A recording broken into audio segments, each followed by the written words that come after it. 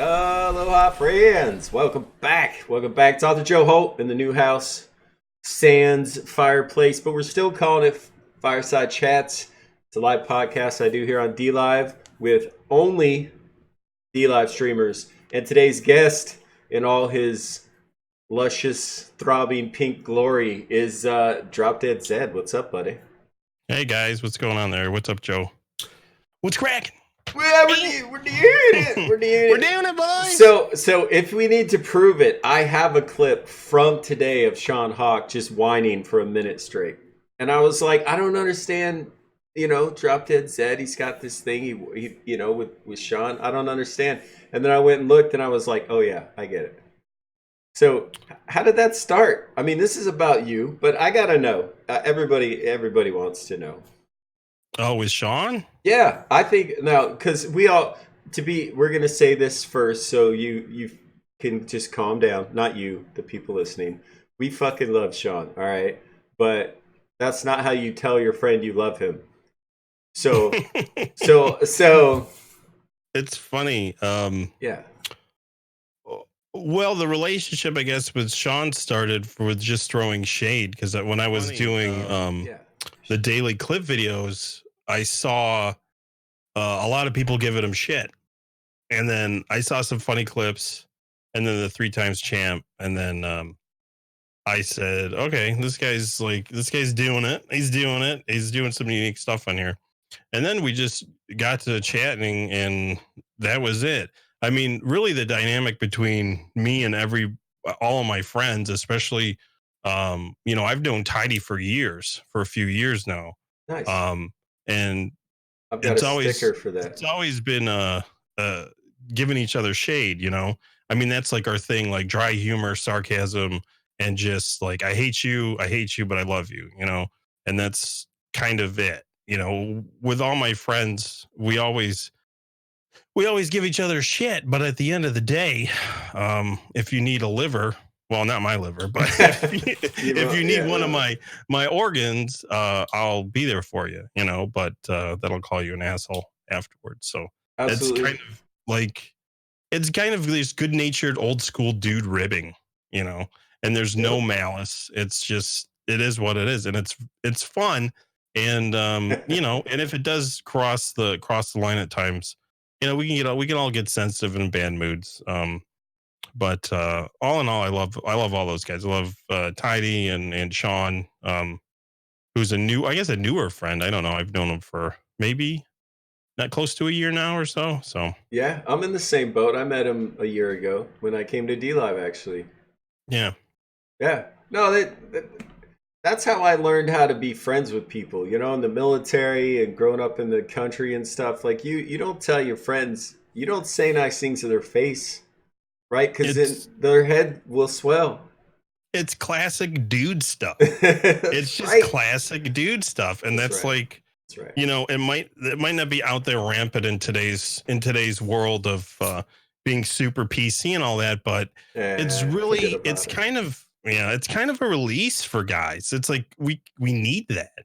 Like it's not a thing that a lot of people understand, especially sometimes women don't get it. My ex-girlfriend didn't get why we were so mean to each other, but we're not mean. But it's not say I love you. It's love. It's like, dude, we're checking you. Like, check yourself. Don't be so sensitive. Check yourself, bro. But it's like you insult them and then pick them up. It's exactly. Like you and what's even worse is because we're friends, we know exactly what to say to get you tuned up. For sure. That's the pinnacle. Once you learn the ins and outs of a new friend and what gets them, that's when you're really flying. Now, once you know what sets them off, I did something for you today. So you could say thank you now or later. It's fine. Either way. But about 2 hours ago, I went into Sean Hawk's chat knowing that the number one thing that will get him to like go, right away is self promo. Oh, always. So 2 hours ago, I've known Shock. Oh, I just called him Shock. I like that. Sean Hawk. I've known Shock for a year now. And I've never self-promoted this channel because, why would you? Yeah. But 2 hours ago, I went into his channel and I said, by the way, my Fireside chat with Drop Dead Zed starts in 2 hours. Just wanted to remind you. And oh yeah, by the way, that's in like 1.3 hours. Shit like, oh my God, he lost his shit. And he goes, you're better than that. You know what are you doing? It's Well, like, I just did it just for you. So, you're welcome. There, like I would do that, but I know it really perturbs him at times because a lot of people who don't know him do that, and so they get all they self promo things are annoying. So I can understand. I know, but listen, I'm having you on my show. How could I not razz Sean prior? You should shut up. I was like, I gotta get it. How do I get into the mood to interview Zed if I don't razz Sean first? So it happened. Anyway, all right. No, I get it. So that's like 10 minutes of not the first question. So first question, your name's Drop Dead Zed. How'd you come up with it? What's it mean to you? Why do you stream under it? Okay. Well, I think question 1 and 2 tie into each other. Okay. It's assuming that 2 was how you started streaming and all that, right? No. Well, hey, easy. This is my show, Zed. Don't tell them the next question. Shh. Oh, well, I think you. No, wait, hold on. I'm sorry. Hold on. Let's start over. Take 2. Drop Dead Zed interview. No, the first question is your name. How'd you come up with it? Now the second question is when and why did you start streaming? Yeah. But the name is very important, right? It tells a lot about people's personality. Yeah, I'll be a good boy and stick to the question. That actually wasn't the name I started out with. So okay. The name I started out with streaming was different, and but how I ended up on Drop Dead Zed, of course, there's Drop Dead Fred, which is a comedy movie from the 90s, which is okay. I mean, everyone thinks that if they've seen that movie, they think like, oh, you're a big fan of that movie. It's a okay movie, but I was super frustrated with streaming, and at that point, I was on Mixer, and I was like, someone mentioned it to me. They're like, dude, your name is kind of holding you back. And this was with my old name, which was, it was just a gamer tag. It was Jesus Wept 669.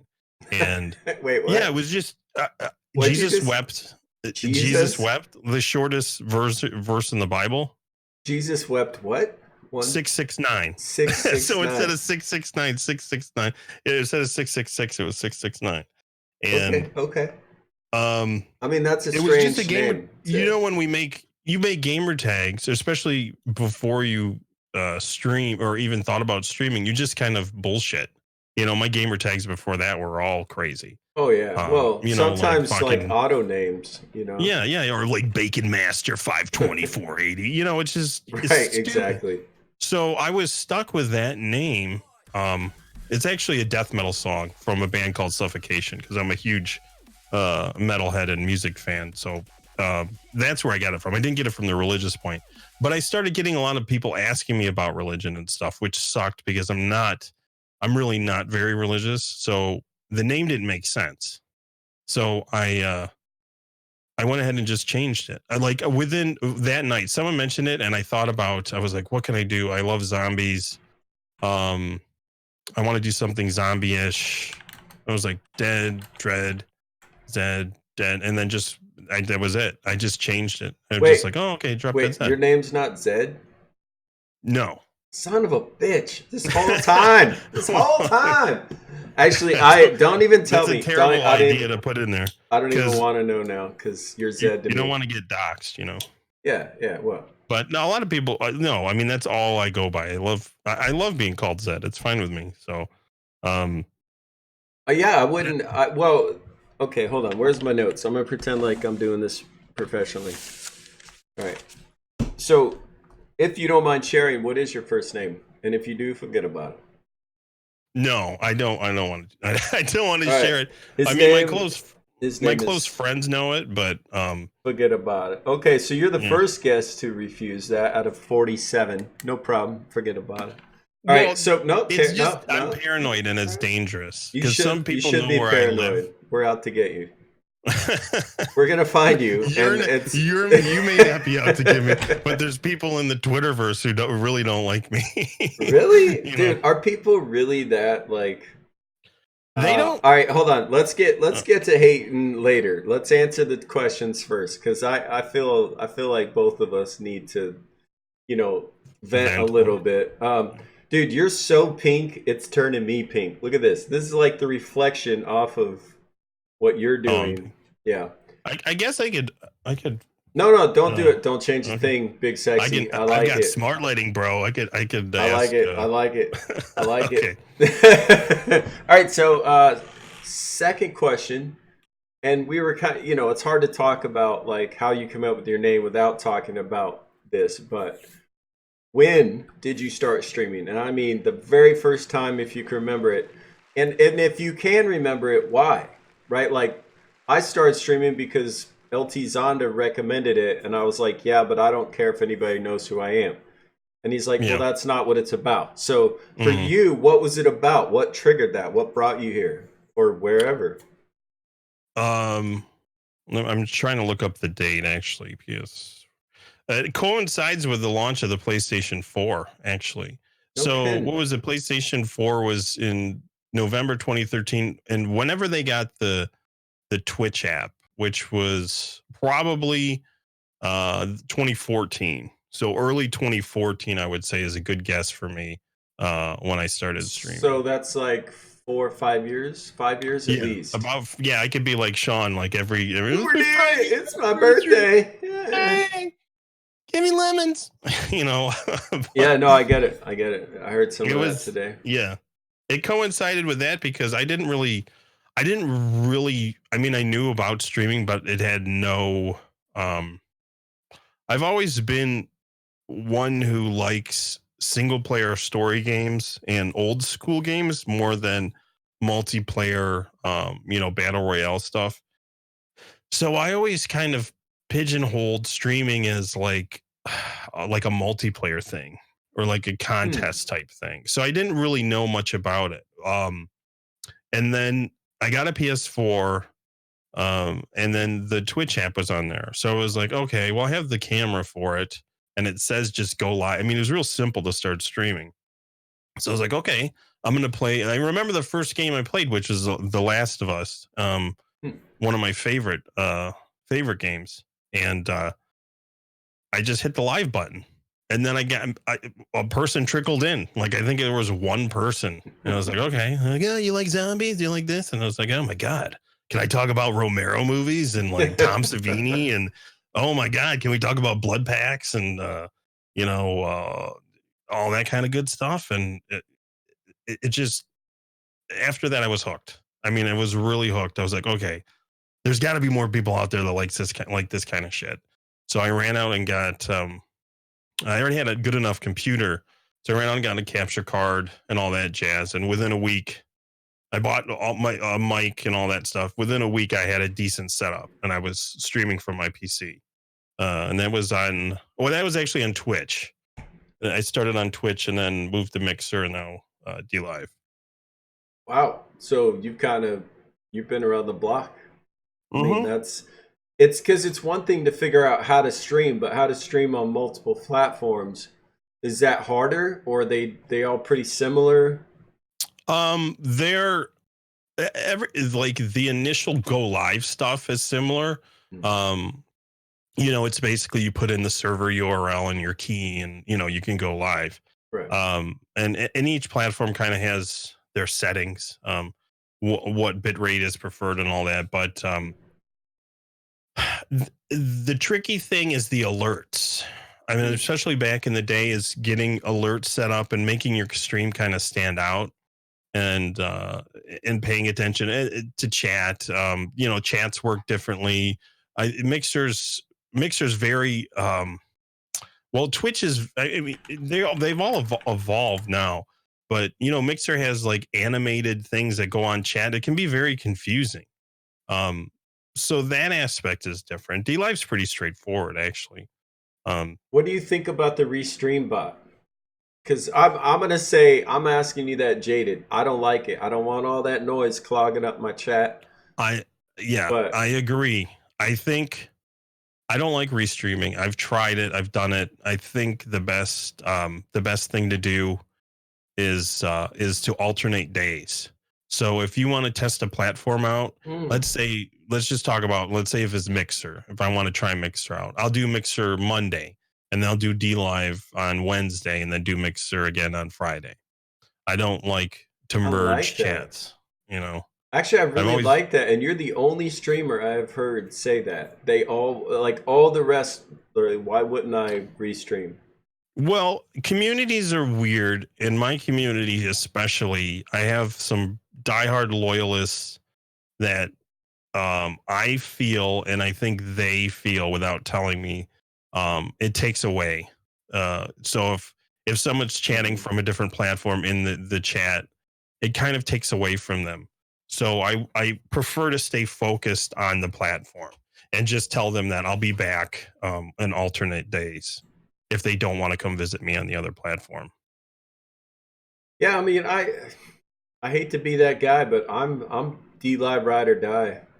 You know, I don't know why either because I've seen other platforms in terms of watching other platforms, but I've never streamed on any other platform because I didn't want to be a streamer. I didn't have anything to like. I'm a cultural anthropologist. I like to talk to people, record their stories, and move on. Well, Yeah, I figured out I could do that here. I could talk to people from all over the world and record their stories. But I don't know. In the last year, I just kind of fell in love with what the idea of D Live, right? Like the family content creators own their content. The platform's not trying to take half your money up front. Like the mob doesn't even take 50%. You know, yeah. like that's rough. What's that about? So It's yeah, it's a whole different thing. Streaming is very touchy. You're probably dealing with the most sensitive people on the planet. I mean, streamers are sensitive, especially when you talk about platforms or if you talk about how their stream is and whatnot and so forth. So, God, I lost my train of dude, thought there. a lot of streamers. I was talking about D Live, loving D Live, just Yeah, because I had never streamed anywhere else, and I've interviewed a lot of D Live streamers now. I've met some D Live streamers. I've had them visit and hang out. Like it became something much bigger than just turn the camera on so people can see and hear me. yeah. Well, you'll find your groove, and I never thought about it. I never thought I would be doing it. It's just like What happened? Like, what got you to turn the camera on? Just the accidental thing with the PS4? Like, oh, I can do it, so let's do it. I didn't know that it was a connection and you could like make legit friends from it. Oh, right, right. I didn't know what streaming was about. It was like, okay. And then they started coming back and then you hear people's stories like one of my regular viewers, Tippy, is in I know his life in Finland and all this kind of Hmm. stuff, and we go back and forth with. He likes all the old Arnold Schwarzenegger movies, and we talk about that. Yeah. Wait, hold on. Guam. So I think this is something we need to say. I'm 41. You're similar age, right? Like, Yeah, okay, yeah. so this is something our younger viewers might not know. Like when we were kids, Zed and I, there weren't computers and tablets and cell phones and internet and all the Nope. things that you guys take for granted. No. That just didn't exist. Go outside and play, come back when it's dark and the door got Yeah. closed and locked, right? Like Yeah. it's a completely different world. Multiplayer was your buddy coming over. That was Right? it. I mean, you had Yeah. to do that. Yeah, There if was you no. I think the biggest like craziest thing we did as kids was figure out how to put two gaming machines together or hook it up so that you could play multiple. It was the first home LAN game basically, right? The first home network. Yeah. Yeah, Yeah. Like, yeah, you could do LAN parties, right? I mean, right. that didn't come until I started to get into computers, like after high school and stuff. But That's that that's was what I'm trying not. to illustrate. Like as kids, It There was tough. there You had to was set that nothing. shit up, you know? It's like, Yes. There was a switch on the back of the TV that you had that was like UHF or TV or something, right? And the yeah, antenna on the roof with tinfoil and yeah, yeah, anyway. So when Zed says I didn't know what live streaming was, in 2017 I found LT Zonda and Co Carnage on Twitch. And I was like, what is live streaming? What does that mean? Right? And that's yeah. how I found out what it meant. And I still didn't really understand it, like you said, Zed, until I started streaming and realized actually I'm making friends, Yeah. like legitimate connections with other human beings. Yeah, Pretty. it opened up a new world for me to expand my universe of community. Mhm. Before that, I mean, I did play, I mean, there eventually was, like Call of Duty on PC and stuff, but I would play that with my friends. So it Mhm. was not easy to kind of chit chat with people or meet new people. Um, and then with streaming, it just made it that much easier because you could, they're communicating right to you. Yeah, I mean, I remember like the first probably big multiplayer stuff I did would have been Xbox One, and I was playing Halo online with my kids, right? And Yeah. but I mean, I played Atari and Nintendo and all that sort of thing.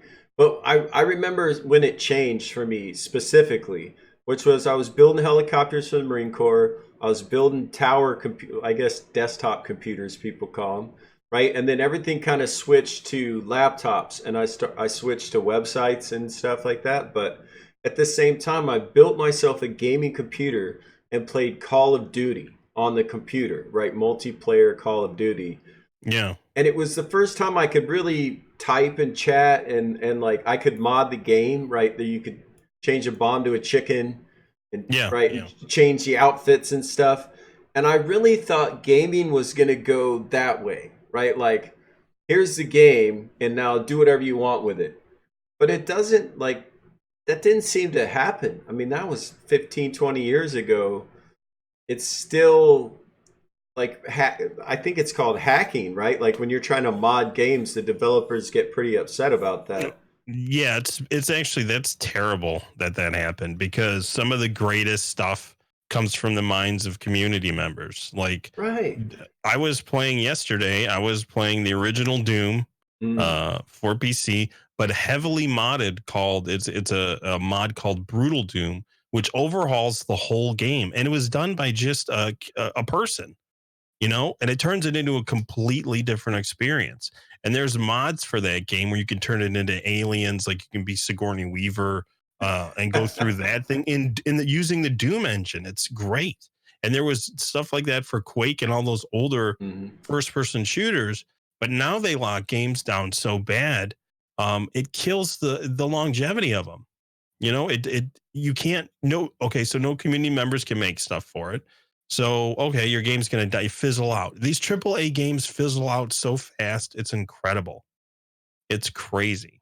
So what's if you think back to like that, the Doom and Quake and all that, what's are any of those games still around that you play, or are you just reviving dead titles or No, Doom is there's a Doom convention for modding. Like yeah. you think of it, Doom came out like 20 something years ago. They have a friggin' convention for it. And there's still awards given for mods of the year. There's 2019 award for Doom mod of the year. It's still going super strong. Isn't there So, another Doom coming out? well, yeah, those are the modernized Bethesda Dooms. So those are, corporatized and there's still they put mod tools in the game, but it's not like, okay, this is a nerd who knows how to code and he's going to make his own stuff on top of Doom. Yeah, It's not like that anymore. It's SSG it's got me. different. He's You like have to use the dev tools. boomers helping boomers. Beautiful. I'm all about that because some of the best stuff is made by independents. There's modders that have modified a game that eventually uh, they get to release it as an expansion for it or something. It's pretty beautiful if you think about it. have, It's independence. have you ever tried to like mod games? Is that your thing? No, I'm pretty terrible at that kind of stuff. When it comes to logistics, I'm good at art stuff, but when it comes to like the coding stuff, or it's rough. I mean, Actually, I'm with you.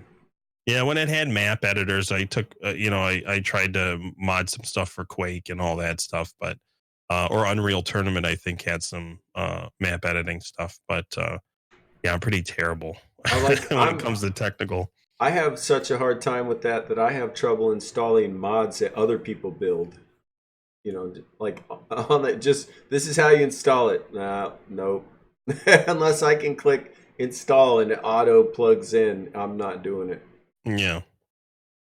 So I notice you've been playing a lot of this what appears to be kind of an old school Godfather type game, and it when the first time I saw it, it reminded me of San Andreas, right, for GTA.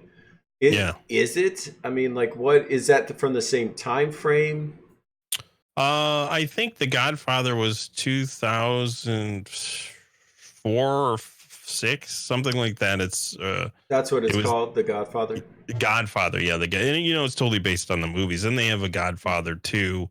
Um, yeah, generally those type of games are called GTA knockoffs or whatever. There's several that are really good. The Godfather's one of them, where it adds like, it's kind of Grand Theft Auto, but they always have their own spin. Like maybe it's more linear. The stories are totally different, and they have different different little things they do. Like a really good one too is Scarface for the PS2, which is based on the Scarface movie with Al Pacino. And you actually have to collect cocaine and sell cocaine. It is some really, and like really haggle and deal and become a drug pusher and like do different things that you don't really do in GTA. And the combat systems are different, and the driving system may be different. And then when a game has such a robust story, like Scarface is an incredible movie, Godfather is an incredible movie. When you have that backdrop and then you build upon it, it just makes the game that much better. So I mean, I guess I should quantify this next question because the Godfather thing strikes a chord with me. I wrote a book about my godfather, who's Sicilian godfather, right? And we went to his church where he was baptized and married and confirmed, and godfather became god, like everything, his whole life. He's in his 70s, right?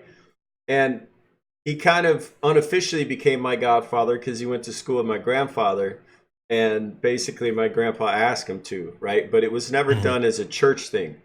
So when I went back to Monterey to write the Godfather's book, we went to the church and said, "Hey, how can he become my godfather like officially?"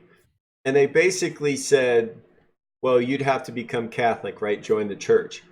But then the priest went on a tear about how Sicilian godfathers have bastardized the term godfather and completely like started bad mouthing my godfather, who is a law-abiding citizen who works on Fisherman's Wharf and always has, and you know what I mean. His family are fishermen, and they're so we got obviously he got offended and we left. So like when you say the Godfather game and the Godfather movies, I find them entertaining. I don't take it personally, but I could see how my Godfather would. You know what I mean?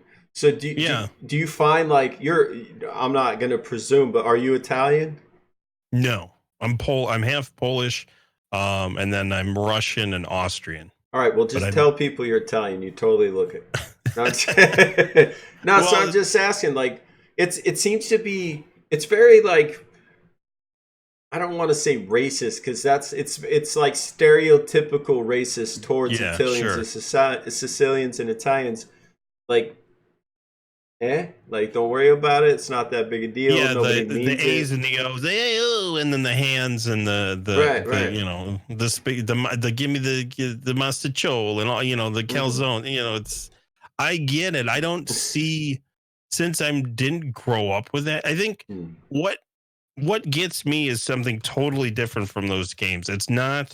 There's nothing derogatory, because I actually admire that because my family is super small and I've never had the large family experience. So I think I gravitate towards that because the big Sunday dinner, and you got Hmm. cousins coming over and this and that. I've never experienced that. So to me, it feels warm. Like, even though it's Hmm. about mobsters and guns and drug running and whatever. Um, Well, I not like that the part loyalty. wasn't. That's about the family. Yeah, the family. Yeah, I like the loyalty and the large family and the looking out for one another Hmm. and being a part of something. I think that's what makes me entertained by it, or gravitate towards that stuff. For sure. Actually, it was cool to see when I interviewed my godfather. He was in his 70s, and his mom and dad were in their 90s, and they were a part of the project. And to see, like we were talking about how we rib our friends and give them a hard time. His parents had been married 72 years when I did the interview with them, and they didn't stop bagging on each other the whole interview. Like Yeah. like it was getting in the way of interviewing them, because I would ask his dad a question who was like 97 or something, mom's like 93. He would answer it, his wife would immediately start trashing him, like about the answer. Like, remember that time I made a sandwich when you were sick? You've never made a sandwich in 72 years, like I love it. I love it. It's Yeah. that, like, and nobody else would be allowed to talk about you or your family like that. Right? Like, Yeah, it's true. Like, my family's like small but mighty. I've only like we was only really my brother. I have a brother, older brother, and my mom, and then my grandmother was kind of the glue that held everything together. She passed away. I don't know, probably 6 years now. But we've always been a family, a very jovial family, and always making fun of each other and like ribbing and like all our um when we do have small little get-togethers, it's always a hell of a lot of laughter and making fun of each other. um so I mean, I get it. I just I love that stuff. so how did you have a very specific kind of vibe and look on D Live, right? As a streamer, and there's a lot of like zombies and this the big hair and the I don't know, you have big personality. Like, I really like it, but is that who you are on a daily Yep. basis? Yeah, it's how, yeah, 100%. it's 100%. I mean, I've always um talked to I mean, before there was streaming, I'd always do voices and talk to myself, and like, even driving home from work, I'm like, oh, fuck this, and blah, blah, like, just, We're doing yeah, we're doing it. Like, just making a right hand turn, I'm doing it. So wait, Like, so Sean stole that from you? Is that right? I don't know where I see the weird thing about friends too is you start picking up on each other's Oh, so idio much. idiosyncrasies. So I don't know where some of this stuff came from. Like, I used to go, like, when I talked to Tidy, I used to make fun of, because he'd always say like right, right. I always go like rah rah rah. I would just do that all the time. Him and his little British quirks. So when I talk to him, I would do that more. Now that I talk to Sean more, it's kind of, we pick up on each other's vibe, I guess. I was giving my dog a hard time in the yard earlier, and I said, "What, mate?" And I was like, "Ah, shit!" Like, Yeah. spending too There much you time go. on A D little Live. noob action. Yeah, yeah, yeah. And then when I throw the ball for my dog, now I'm like, "We're doing it!" And he gets all excited, and like chases after it. So much fun. I know, I know, I know. All right, so what's your I want to be careful about, I don't want to hurt too many people's feelings. We're not X tagged yet. I'm still trying to be, pragmatic and whatnot. But you've been on other platforms. You've been on D Live a while. You've seen stuff grow and change. Obviously, it's a very interesting time to be on D Live. We had our never gonna Yeah. leave Lino ever, and we're Yeah. going live to the rug being pulled out, right? Like, Hmm. actually, not only are we not going live, Lino isn't going to exist anymore. How do you feel? What do you think? Like, have you seen this before on other platforms? Is it different? Yeah. I've seen okay, nothing's as exactly as D Live because D Live's kind of unique in terms of like the whatever was happening with the crypto stuff.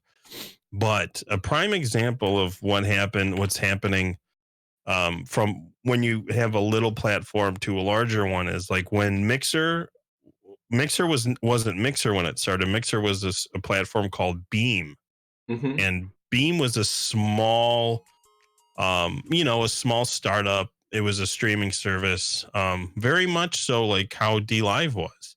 Mm-hmm. And there's a lot of Mixer partners now that are like, oh, we got to go back to the Beam days. Well, the problem with streaming is that it's a business and people want it to evolve and grow bigger. And with that, there's not going to be as much caring about the little person. There just can be. You're going to get lost Right. in the shuffle. Yeah. I mean, it's not going to be this small little community anymore. It has to grow and evolve. And hopefully the people who have the reins are steering the ship correctly.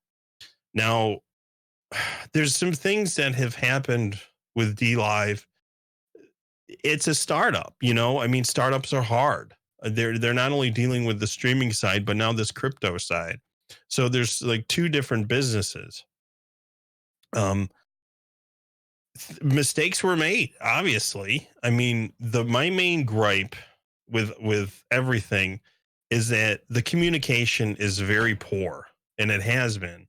And I know there's like NDAs and stuff that they can't necessarily talk about, but there's certain damage control you can do ahead of time to kind of make it a little bit easier for people to grasp. When you come out and you get gut punched and like Lino's not going to mainnet, how can you not expect people to lose their shit?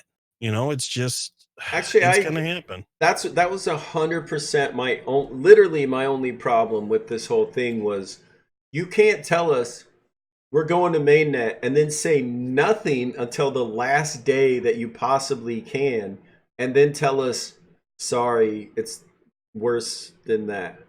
Yeah. Much worse. In terms of like, I understand why people are upset, right? Like for me, fuck it.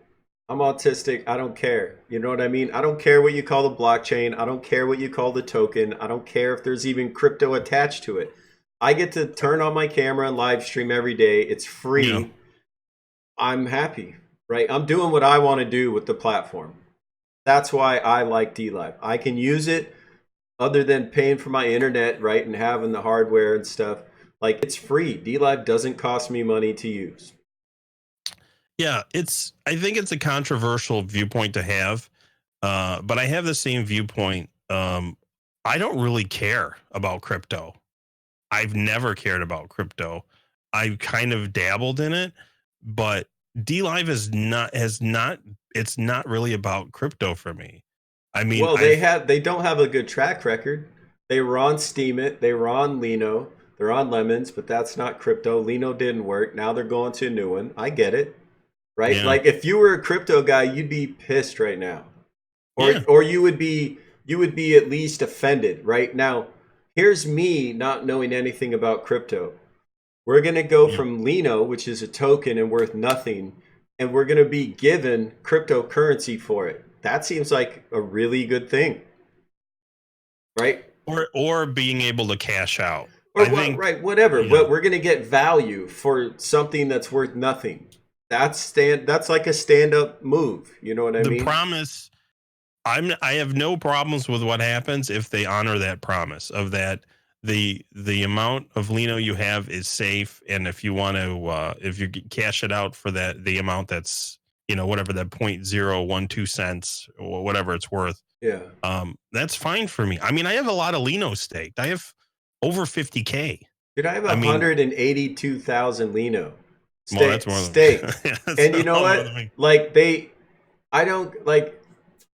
I've never cashed out because it was not about that, right? But I just bought a truck and tried to register it 2 days ago, and they want $1,200 to register my truck because apparently the insurance or the sales tax didn't get figured out with the loan. So if they said to me now, I've got, I don't know, $2,500 or more in Lino. If they said tomorrow you could cash some out, I would cash out $1,200 and register my truck, right? That's half Yeah. of what I have in Lino. Yeah.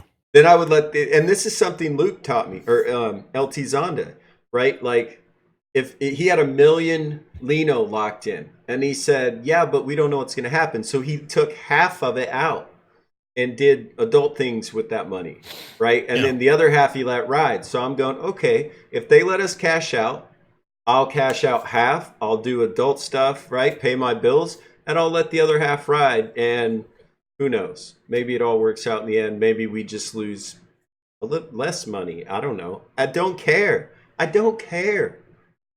I get to Yeah. stream. That's Yeah. what I do this for.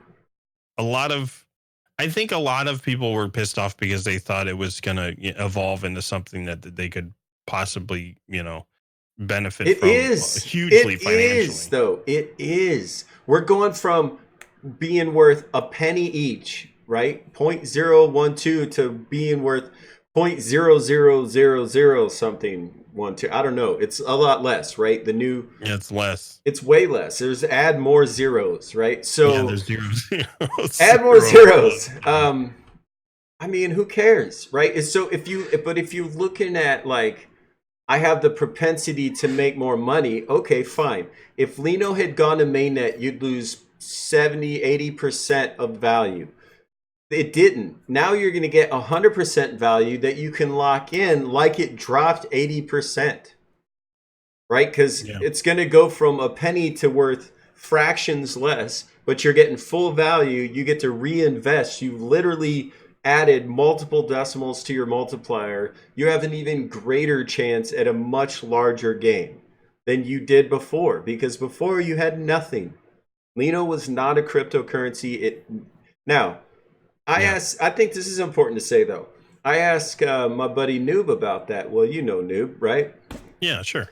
So I said, Fathead and Noob, this Lino founder badge we got, is that a mark of shame now?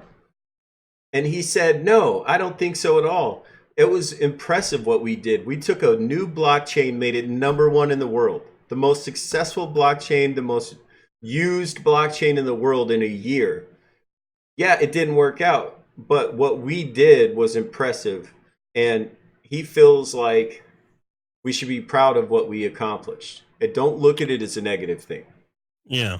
Well, sure. I think with anything, especially with being a startup or an entrepreneur, you have 100 failures for your one success. So, Mm-hmm. I mean, they just it didn't work. I mean, it didn't work, and they're going to honor everyone's Lino, and we would just move on. We just move on and move forward. If you get upset by that and you want to go somewhere else, that's fine. Um, Mm-hmm.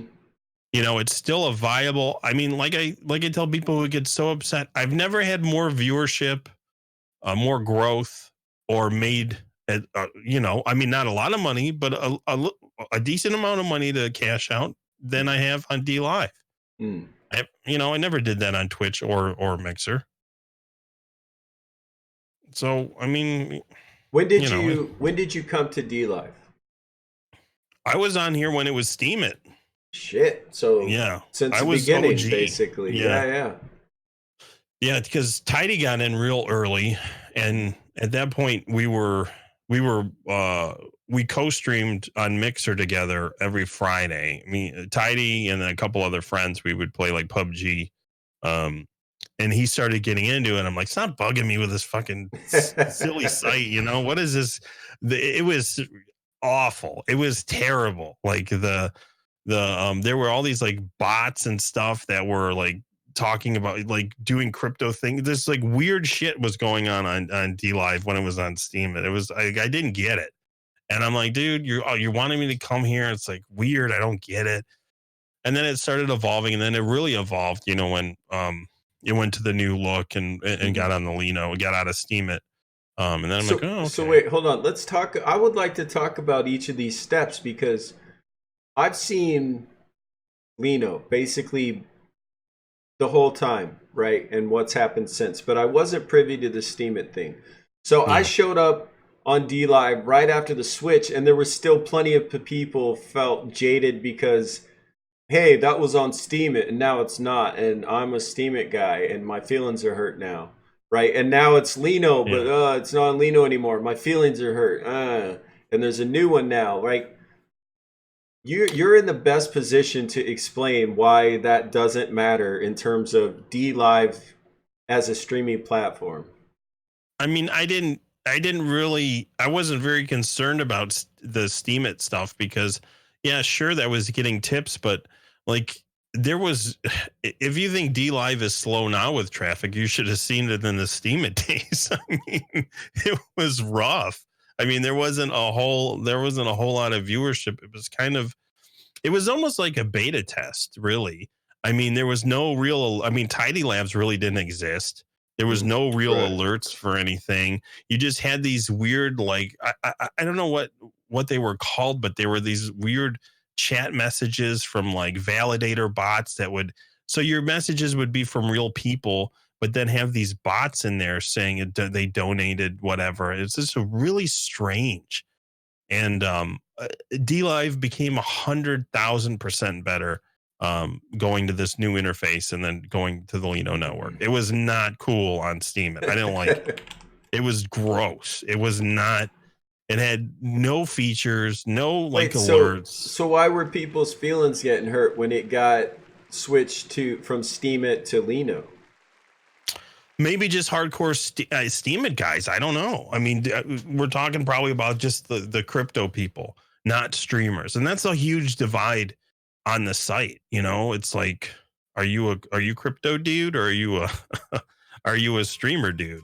I mean, are you both? You know, to me, I've always been a streamer guy, so I was more concerned about user interface and having alerts and bonuses and stuff for the viewers. I wasn't really concerned about the crypto end. Actually, but I kind of felt the same way. Like when I first started streaming on D Live, there was so much of this like, well, yeah, but what do you know about crypto? When people came into the chat, they wanted to ask me about crypto, and I'm like, are you talking about cryptocurrency? And they're Yeah. like, really? You don't even know? Like, no, I don't. I just don't. Yeah. And also, Yeah. don't give a shit. Should I? Should I? Like, I don't know. It's nice, and like, okay, if I can earn some crypto and actually cash it out and it's not confusing. Okay, I know there's people that are totally into it. There's people that are totally in the stock market. But ask me to do anything on the stock market, I'm an idiot. You know, it's like I have an app that I can invest in and they make it super simple. And that's kind of what D Live did. They made it simple to kind of get into the crypto stuff. You know, it was easy to cash out and all that kind of jazz. Wait, even with his name isn't even Zed. I know we covered that, Sean. You're late. By like 52 minutes, man. And I told you 2 hours prior to the start of the show when it started. Just so you know. Anyway. so when it was on Steam It, when D Live was on Steam It, could you get donos easy and cash out easy and invest in crypto? None of that. From what I remember, I could give two shits and it wasn't worth anything. I don't know what it was worth, but there was so little traffic and viewership. I mean, it was really an infant. It was a little fetus. It was like a little streaming platform fetus that had to grow and, you know, inside and gestate, and boom, boom, we're doing it. It was born, and then the little baby's D Live. Okay, here we are. So D Live started. There was no Lino. Lino didn't exist, right, as a company. So D Live starts, and they're like, "Hey, we need to start." Did they start with the Steam It blockchain, or did they start without a blockchain? It was when I was on here, it was always there was Steam It. There was always a Steam It currency. Okay, so the platform has always been based on a blockchain type of. Yeah, it was always technology. the the theory or the main thing was they want a streaming platform where you could reward viewers for watching with cryptocurrency. There was always like this huge push for so it's like a mining rewarding. thing. It was rewarding. Like, here's a reward for viewing, and no other platform has that. Wait, is that they're targeting the kids who got trophies for coming in last place? Is that what you're telling me? No, I mean they're just wanted to create a different platform where you as a viewer, let's say you're not a streamer, but you as a viewer could actually earn donations basically, or earn something by watching. So they're honoring your time. It's the first live streaming platform that was like, hey, the fact that they're choosing to spend their time here, we need to give them something back. Which what I feel is ultimately played into the downfall of DLive was the first chest. I think the first. Ooh, interesting. That's a Lino conversation, though. I don't think anyone will talk about it, but oh no, we're gonna talk about it right now. Right now, Zed. Right now. No, actually, okay. When the chest first came out, I was like, sweet. I finally get to reward my viewers, right? Because I just think like that. I'm a generous guy. Now, what happened was I gave all my Lino to my viewers and then didn't have money to give to my favorite streamers anymore, right? And that kind of happened. Yeah. And then all of a sudden, it was like, open the chest, open the chest, open the chest. And everybody's banning the word chest, right? So what was your experience with that? I always thought of the first chest. The first chest, there was no opening, right? There was no before. Pre-chest. Can we go pre-chest? Pre-chest. Yes, let's go pre-chest. Pre-boobs. Pre-chest. Where people just earned by watching, right? Oh, there was still a chest you had to open, right? But it was because you gained. You earned Lino based on your interaction, right? How much you chatted. Correct. And how fast the chest would fill up faster with an amount. No, pre-chest. Pre-chest. If you came to DLive and you were chatting and active, then you got Lino based on that. Which was amazing. Right. And it was every so often you got 1 to 5 Lino or something you could get. Yeah, which was amazing because just from my community, my experience, the regulars earned more that way than they did this new way. Because it kind of puts lurkers. It kind of gets rid of lurkers and stuff like that, which I get. But I learned how to get around it, where you just put in the money into the chest and give it away right away, and then it didn't give those farmers time to like hop in, right?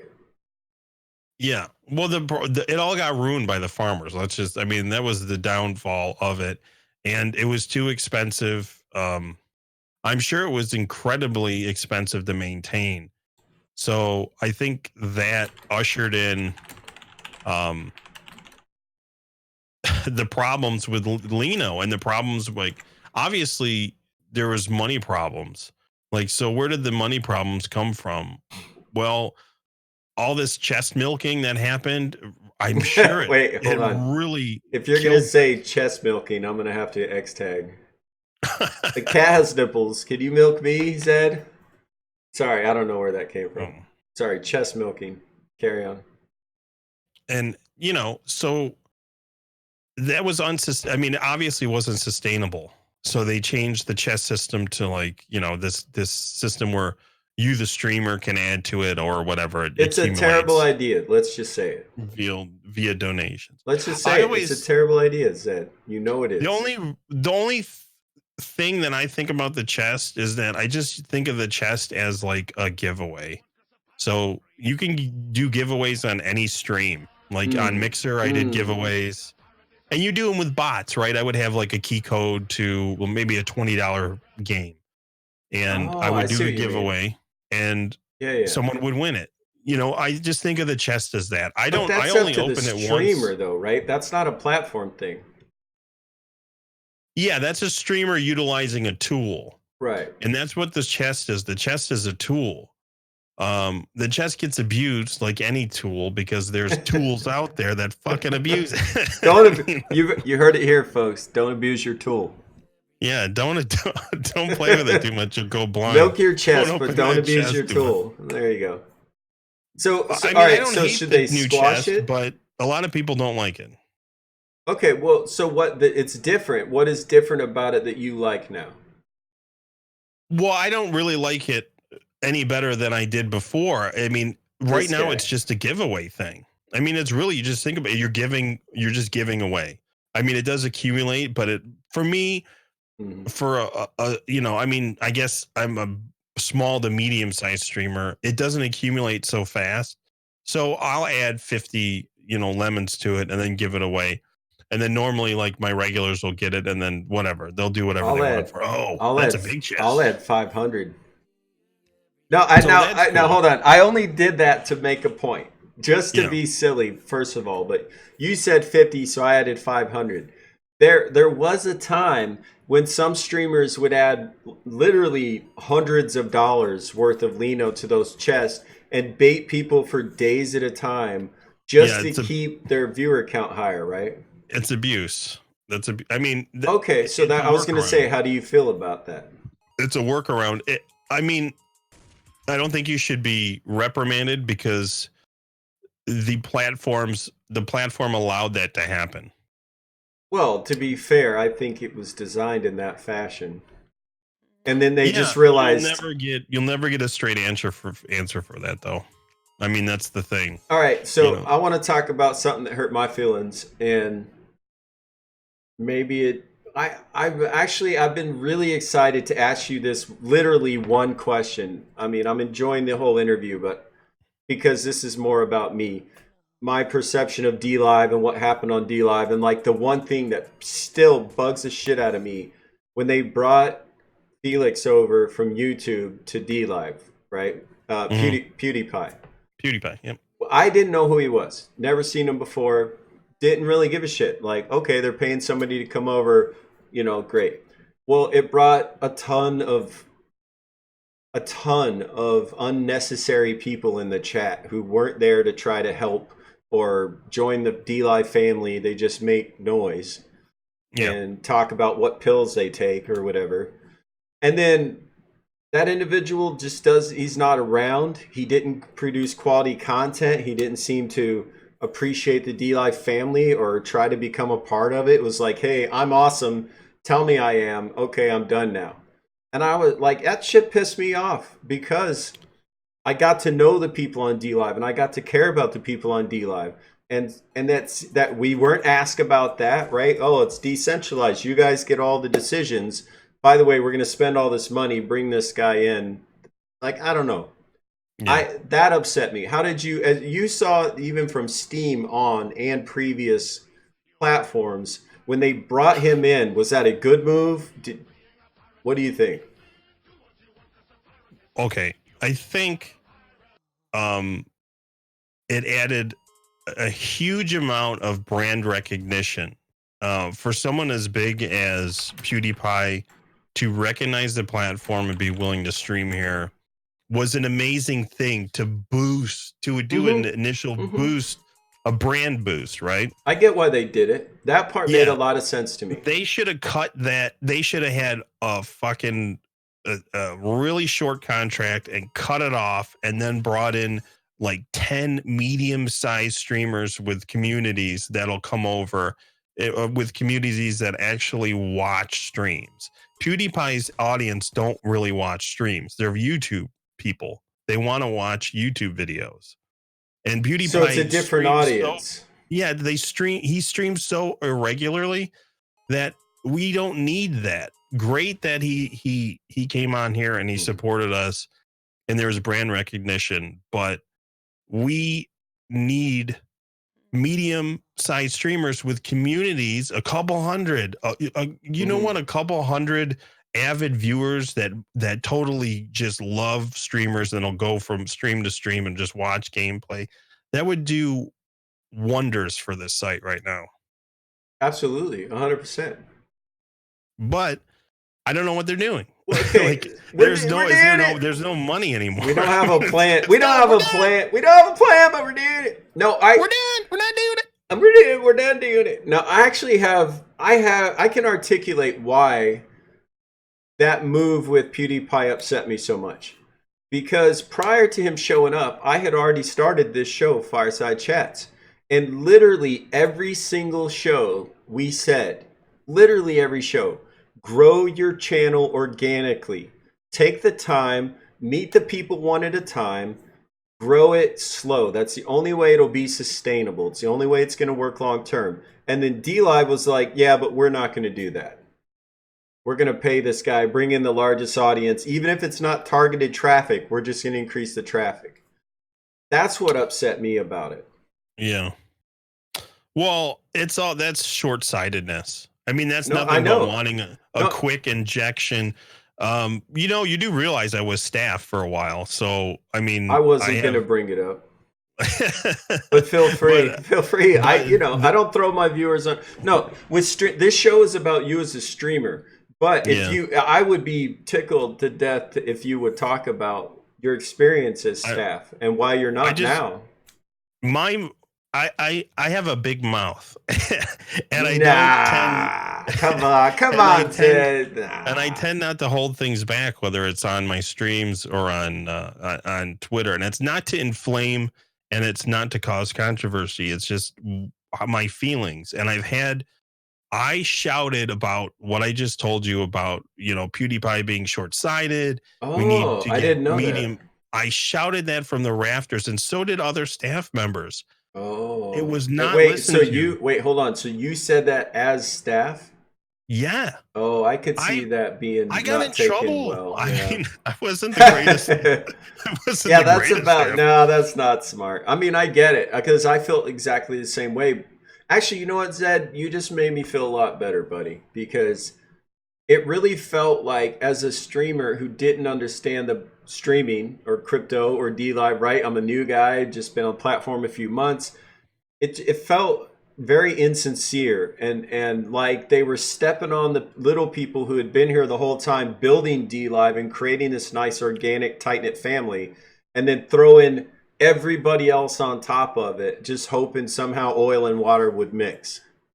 I'll tell you this: the staff members that are involved in the community that you see on a regular basis, that feel like they're friends and whatnot, and have showed up in your streams, or you have talked to or DM'd, or that are cool with you, they are legit.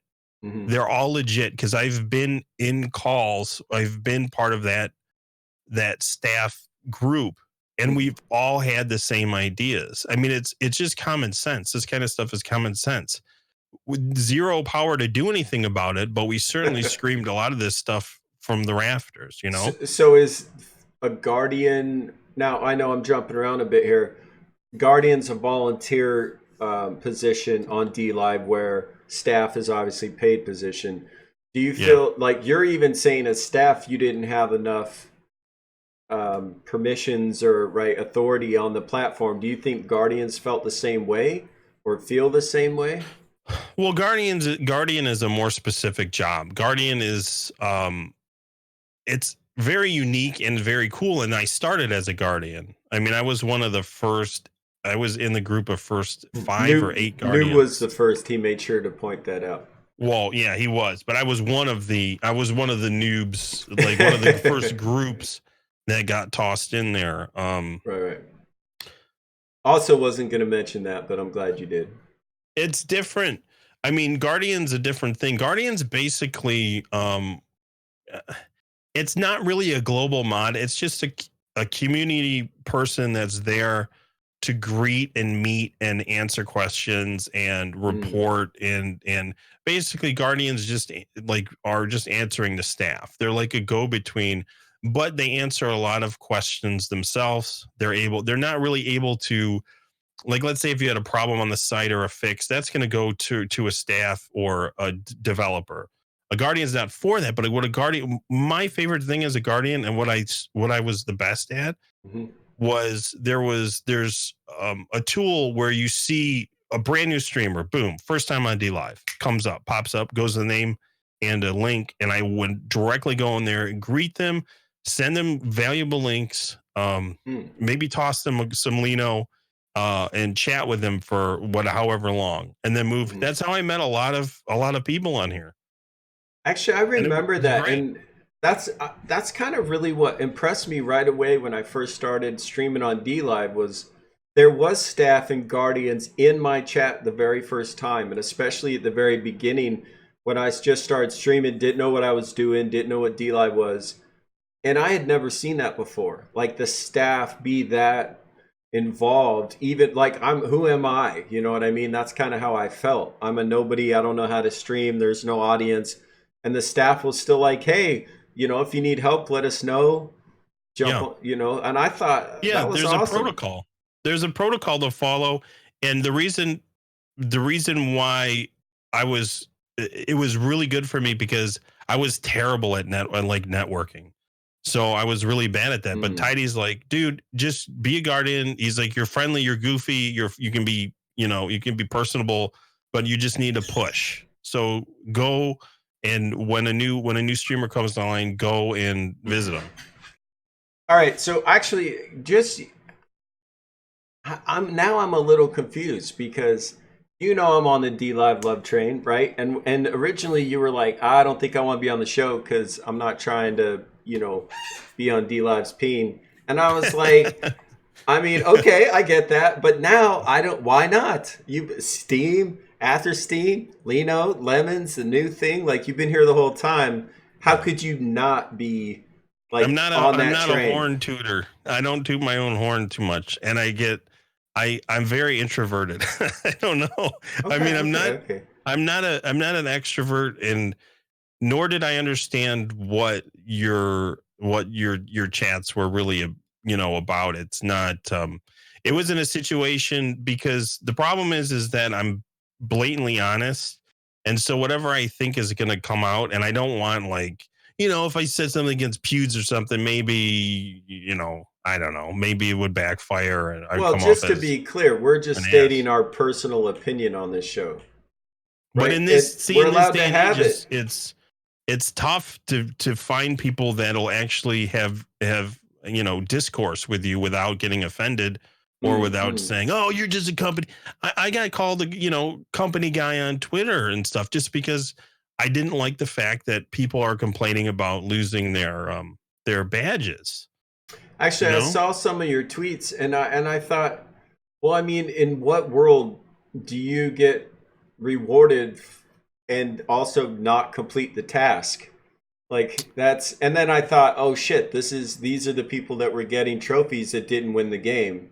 They get into semantics, right? So now I don't know anything about other streaming platforms, even though I posted word for word the lines from Twitch's partnership requirements and mixers.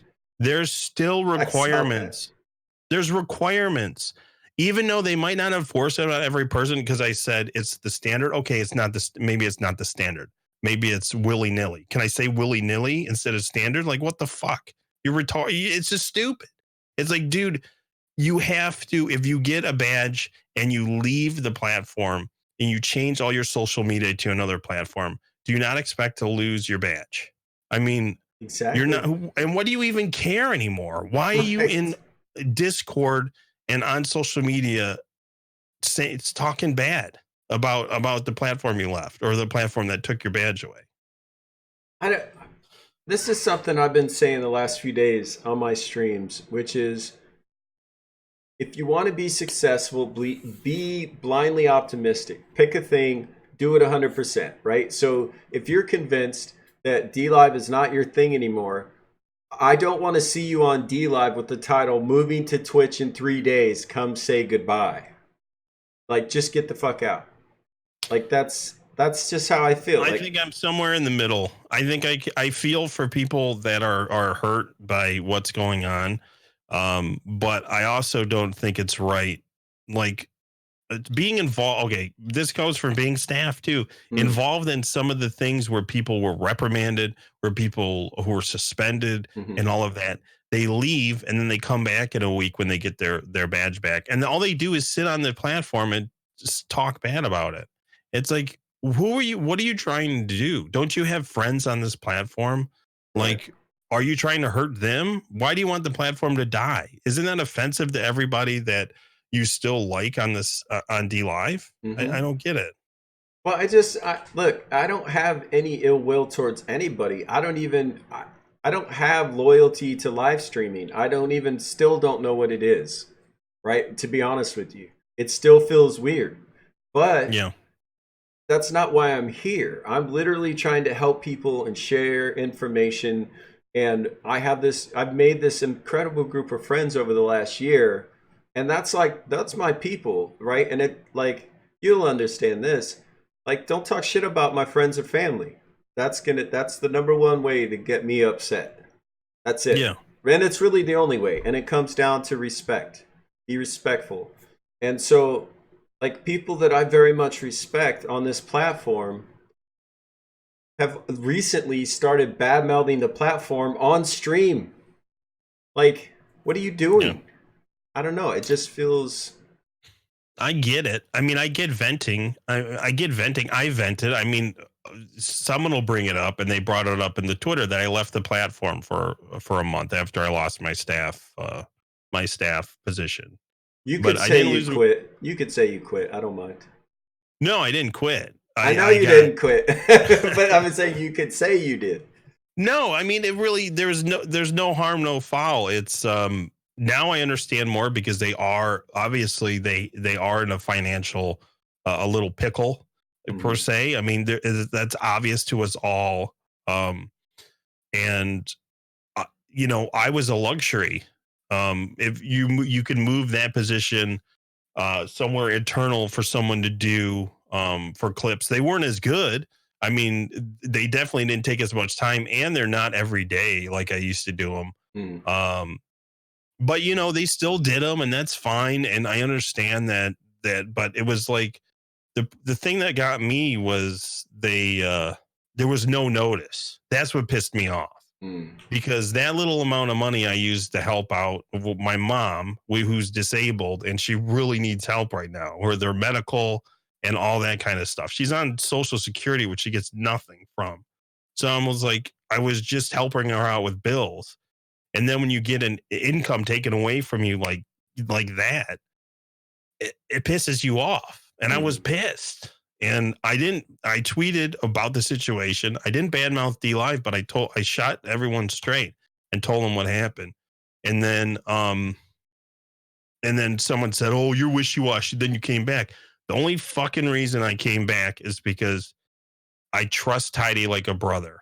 Mhm. And Tidy talked to me for days on end, begging me to settle down and come back. And that's why. And I'm That's the glad you only did. reason. I'm glad you did. Actually, maybe you can help me. I talked to Tidy about being on the show, and he said he likes the idea, but he's too busy right now. Yeah. So, but I think it's important for him to be on the show. I think people want to hear from him, right? They want to talk about who he is, how long he's been streaming, how much he knows about streaming. They want to talk about tidy clips, right? There's a lot of very useful information that he could provide just about streaming, and he could prove, not that he needs to, but how No. knowledgeable he is and how awesome he is and how awesome D Live is and has been, right? And will Yeah. be. Because people like Tidy are the backbone of this thing. Well, hold on. Let me give Sean Hawk some credit because he did talk to me during Sean that quit. period. Sean quit listening. I'm sorry, but he did try to talk me off the ledge, and many other people, Kat and other Callan came by and whatnot. But I'm just, you know, I was so beside myself with anger um, that. Yeah, I needed to be talked off the ledge, but you know, Tidy just sticks out on my mind because he really went for it. He was like, dude, you got to do this. Like, come on, man. I'm like rooting for you. It's killing me. Blah, blah, blah. He was tore up about it. But yeah, there's other people on here that are rooted for me. And I'm grateful and that, you know, responded to my tweet when I left and all that. So I was really grateful. And that helped too. Like just people caring, like liking my tweet about, oh, dude, you made the greatest clips and blah blah blah. I was like, okay, like shit. Can I like just grin and bear it and just come back? I was like, oh, okay. I feel like more of these conversations need to be had, right? Because it's real easy to say to be emotional when things change, right? Like look how many times D Live's changed, and there's a little uproar every time there's some big change. But a lot of the people who make the biggest noise and leave come back very quietly very soon after, right? Because they realize the friends, the group that's available on D Live is you're not going to find that on the larger platforms, right? It's too hard to maintain that sort of connection with that many people, right? It's funny because whether you come from a large family or a small family, coming from a small family, you really value the friendships you make streaming. And there was more people when I was in the hospital last year for like a week.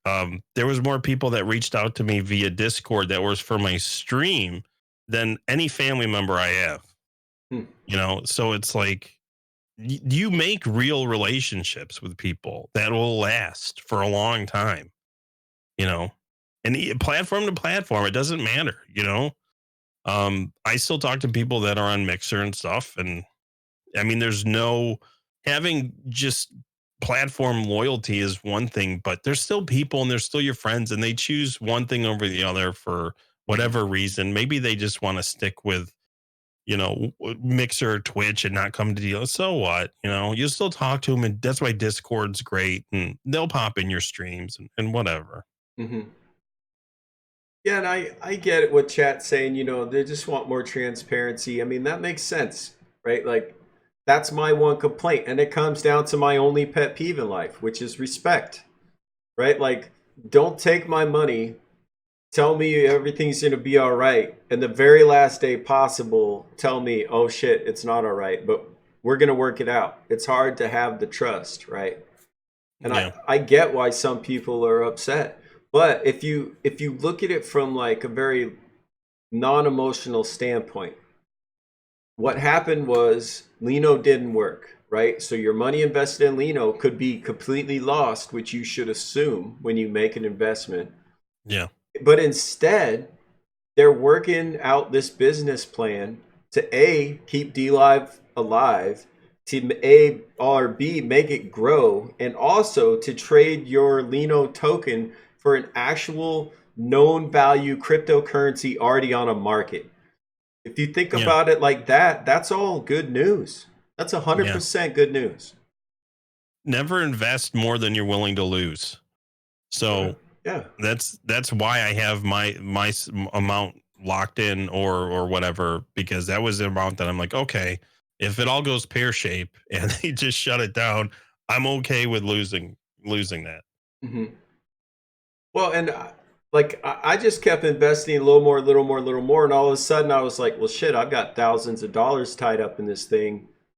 And then when we didn't hear anything, I was like, well, there goes that money. Like, hey, forget about it, right? Like literally forget about it. We're just gonna do something else. If you spend your time hating, you're never gonna get anything done, right? Like I don't want to have a conversation with somebody who's gonna tell me what they don't like. I want somebody to talk to me about what they do like. Tell me what you're doing. Tell me what you think, right? Don't tell me what you hate or dislike. You never learn anything. And I feel like there's so many of the conversations that have been had lately publicly have been about, I'm not happy, I don't like this, I don't like that. That's not helpful, right? Say, I don't like the changes, this is why, and this is what I would do, or this is what I would like to see, right? That's helpful. That's feedback. Or comparisons to others. It's like, right. Yeah, like give us feedback. It's don't not just healthy, bitch. None of that's healthy. You should never being positive has nothing to do with being a corporate shill or anything. Exactly. It's just you're being positive for the point that you're going to be okay. I'm going to be Right. okay. I didn't invest. All the money that was invested was money that was earned on the platform. Like no harm, no foul. If I get it, or if Lino went to the moon and I got rich off of it, oh, that's fucking fantastic. Right. Or if I lost it, okay. Well, it wasn't money that I lost from my day job or my regular paychecks. So, I mean, you got to roll with the punches. But like you and I said earlier in the show, is we didn't do this because of cryptocurrency, right? So I'm in a unique position to just not care. I don't care. I don't care if it's Lino. I don't care if it's BitTorrent or Tron or whatever the name is. I don't care if it's Steam It. I don't care if it's Lemons. I don't care if there's a blockchain involved. Like I just don't know enough about it or care. I want to turn on D Live. I want to turn on my camera. I want to chat with my friends.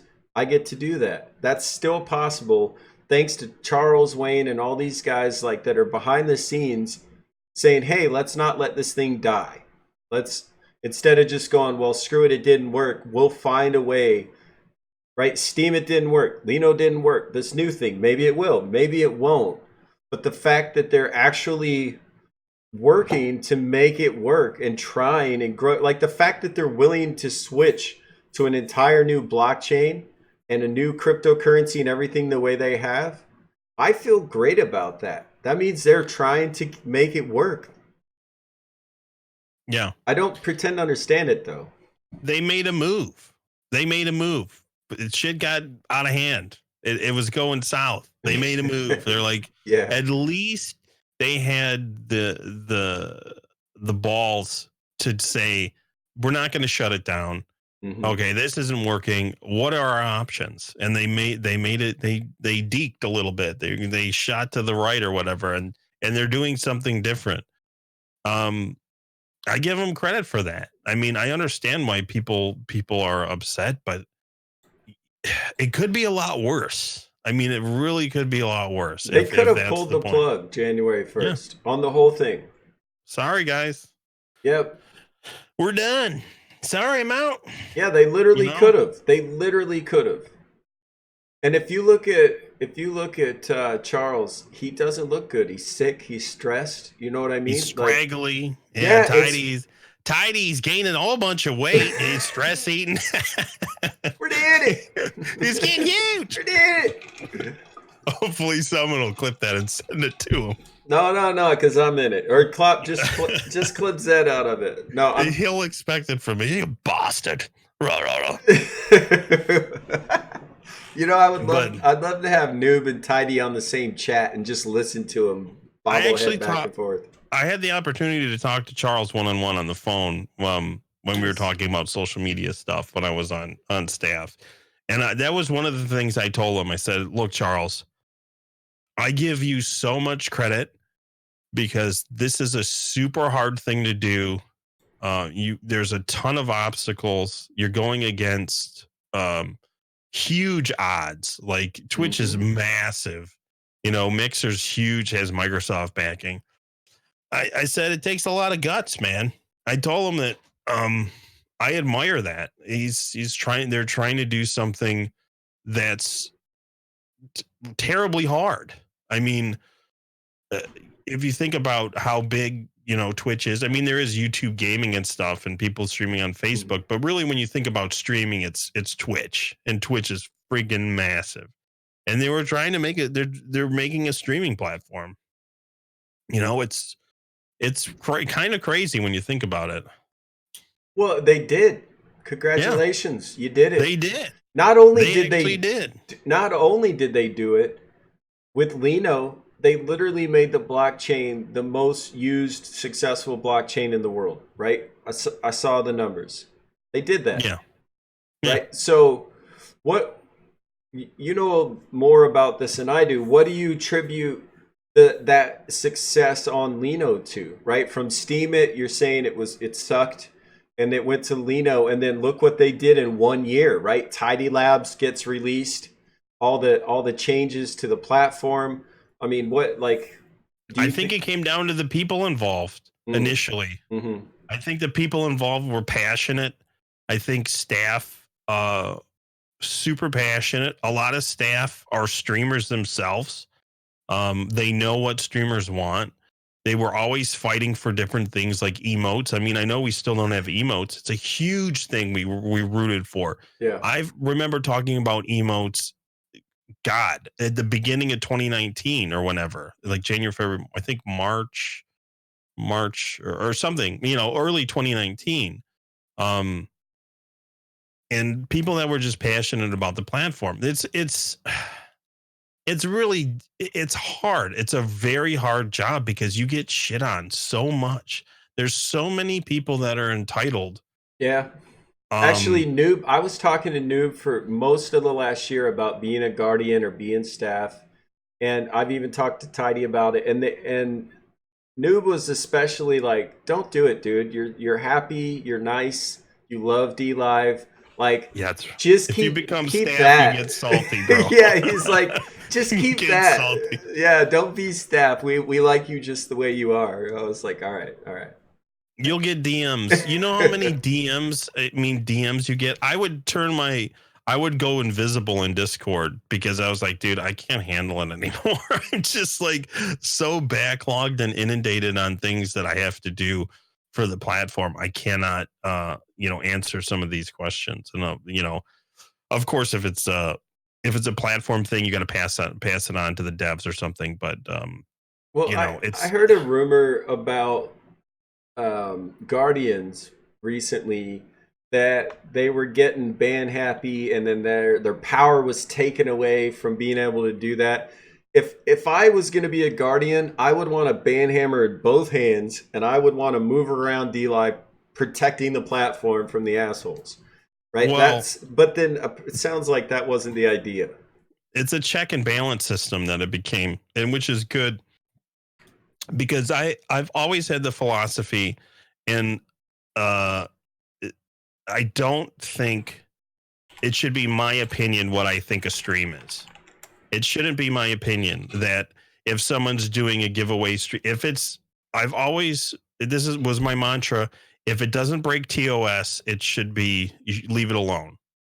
I thought And that's what they were doing. That was the well, people are always like, there's other community members that will report streams that they don't like or is playing music and all this stuff. So you get inundated with Mhm. people who have opinions on what stream should be. Someone's sleeping or something, I mean, if it's not, it wasn't self harm or nudity, and it's like, what's your complaint about this? So like, oh well, it's not really a stream, and he's just doing giveaways. It's like, I want to everything that a platform should be written down in a TOS, and that should be followed to the letter. It shouldn't be my opinion. Some people don't like me. They may not like my personality. They may not like that I play old fucking Sean. games from 2000. Like, what are you playing a PS2 game for? Or why are you playing, Super Mario or something? Like, I get it. It shouldn't be the opinion of like, hey, that's not content. It's all content. Like, it's content, and if it doesn't break All right. TOS, Well, leave it alone. what about this one? Because I know I'm going to use a specific one because we all know which one I'm talking about. A certain somebody was paid to come here. Immediately after, there was this live stream. I'm going to be generous and call it a live stream, and it was this animated like dancing right anime character with like techno playing, and it was on Yeah, all the time, yeah, and a loop. right and I'll be honest, not a fan, right? Not a Yeah, fan. No mic, no camera, correct. not interacting with chat.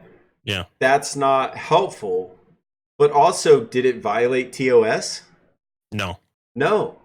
Right? no. So I just didn't watch it. Yeah, Right? Like that's the thing.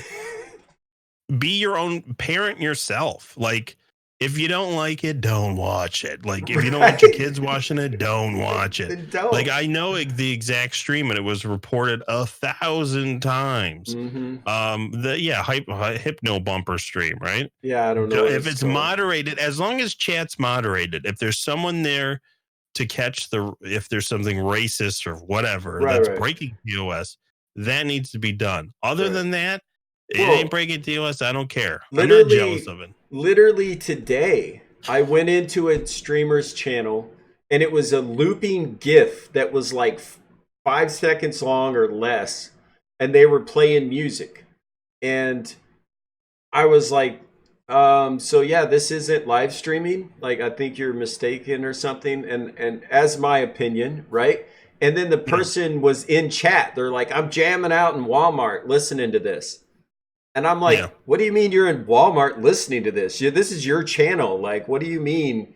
And they just called me a troll. And I was like, no, I'm genuinely trying to understand what you're doing here.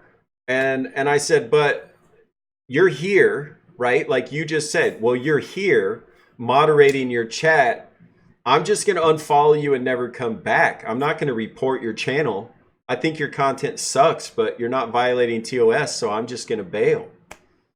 The funniest thing is that if you look on Mixer, the number, I don't know if it still is, but the number 2 stream on there, over all these streamers that have 500, 800 viewers, this music stream gets 1,000, 2,000, 3,000 viewers and is one of the best on Mixer, or not best, but most visited or watched. Is a friggin' radio stream that has nothing but animated background and whatever music. I mean, should that be pulled down? I mean, I don't know. I mean, no. I mean, if it doesn't break TOS. It's an internet radio station. It's not live streaming, right? So don't tell me you're a live streamer and that's your channel, but also it is a channel and it is allowed. Yeah, if it ain't breaking TOS, just like with, take for instance, if we're going to get in the weeds here, booby streamers. If we X tag it. Just like the whole subject of quote unquote booby streamers, or streamers that use sexuality to get views. I would never do that. Also, nips out for Ninja Guineas.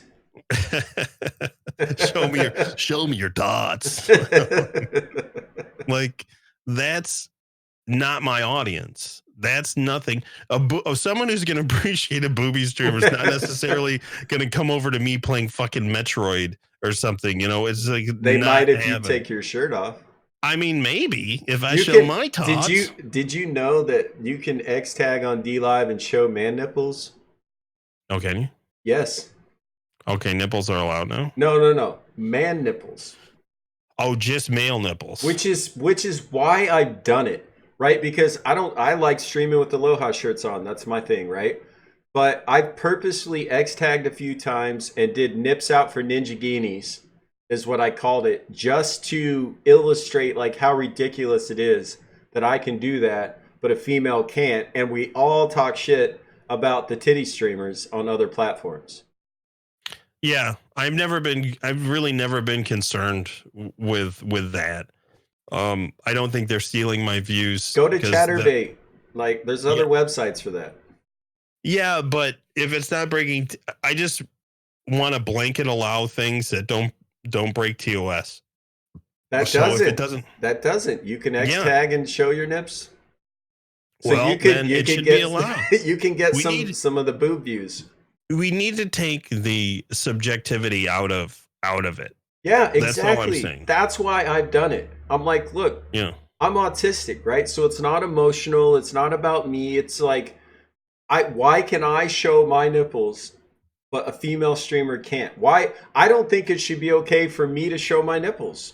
This is a 13 and up platform, right? Even if you're X tagged, do you really want your 18-year-old like looking at nipples like as a thing, right? Like, you should be taking out the trash or doing your homework or something. No, I'm just kidding. Like, I'm a grandpa, I think, whatever. But my point is, who comes up with the TOS? Is that based the term? By the way, that means terms of service.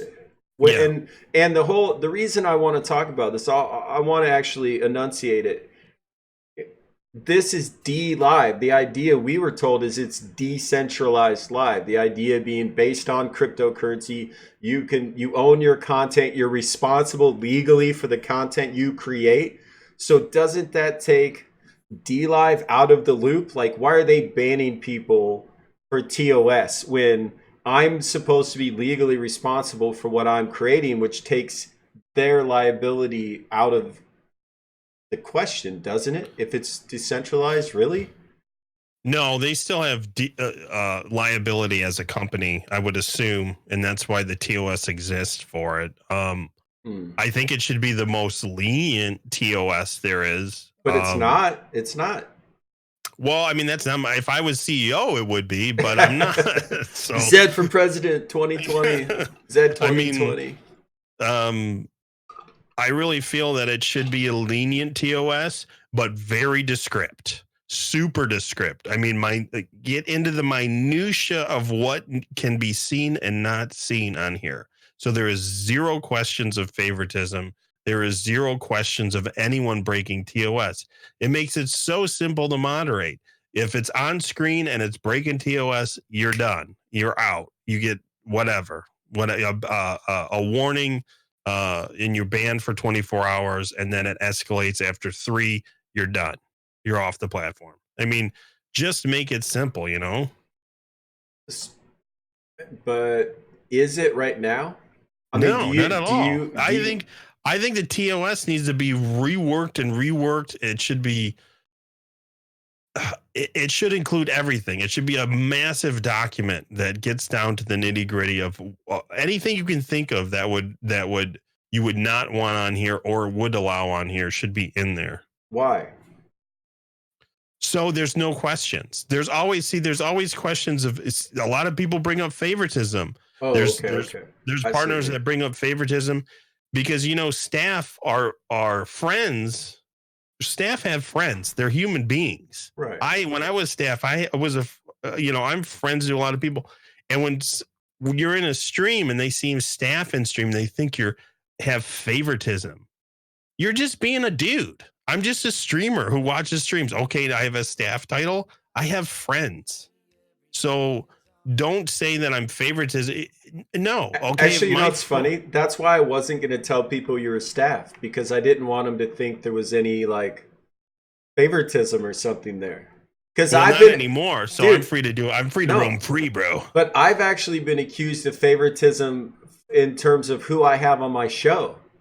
And I was like, "What the fuck are you talking about?" Like, I got in trouble. I mean, well, not only that, like I've had people that have been on D Live for a week or two and been on my show. I've had people that are partners, not partners, staff, guardians, not guardians. That's not what it's about, right? I think that's just ignorance being, spat out, just because these people want to sound important or have something to say.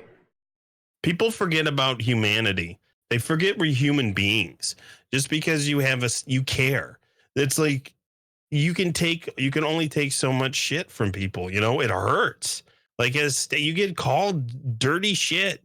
It's you got to deal with all these problems, and it's rough, man. And it's like I feel for the. I mean, I was like, I guess you could say I'm staff, but I was more social media-ish. I mean, I did take care of problems and was involved in some of the bigger picture stuff, but ultimately my job was to make the community look good on Twitter via the videos and stuff. So, and then work the events that we had. But, speaking of working events, I hate to interrupt, but I don't want to forget this question, and you just triggered it again. PAX South is in Texas in like a week. And I've contacted 2 staff members. Neither one of them even knew if D-Live was going to be represented there. That is a huge oversight. A huge oversight.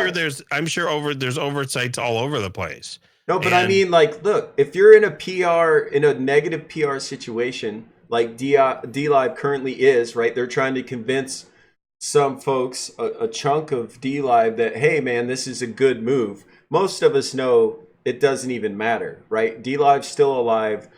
We are D-Live. I am D-Live. You are D-Live. Sean's D-Live. You know what I mean? Like, D-Live isn't this nameless, faceless thing. We, the community, are D-Live. And I think the staff not having a very strong, like Charles, it should be said publicly, yes, we're going to PAX South. Yes, we're going to have a booth. Yes, D-Live is still strong. It's still valuable and still valid. right? I had Like, so many ideas for that kind of shit, man. Like I wanted to rent just in my head, I wanted to roll up in an Elvis outfit in a yellow guinea with ninjas, and we were doing lemon juice shots all do over all those of fucking that. places. Do all of Dude, that. you have to do stuff like that. I would Yep. totally do it. Like, dude, send me over there. Give me a little Elvis outfit. Give me two guys that dress up like ninjas. Let's squirt some lemons on people. And fucking, that would be great, bro. I would, but it was like, dude, Yep. We it's did it. Bring Sean to just follow you and toss gold coins at people. Yeah, there you go. My little leprechaun friend. That's what I'm saying. That's what I'm saying. It would be awesome. Like shit like that. Okay, look, this is what I mean. I contacted 2 staff members. They both said, I don't know.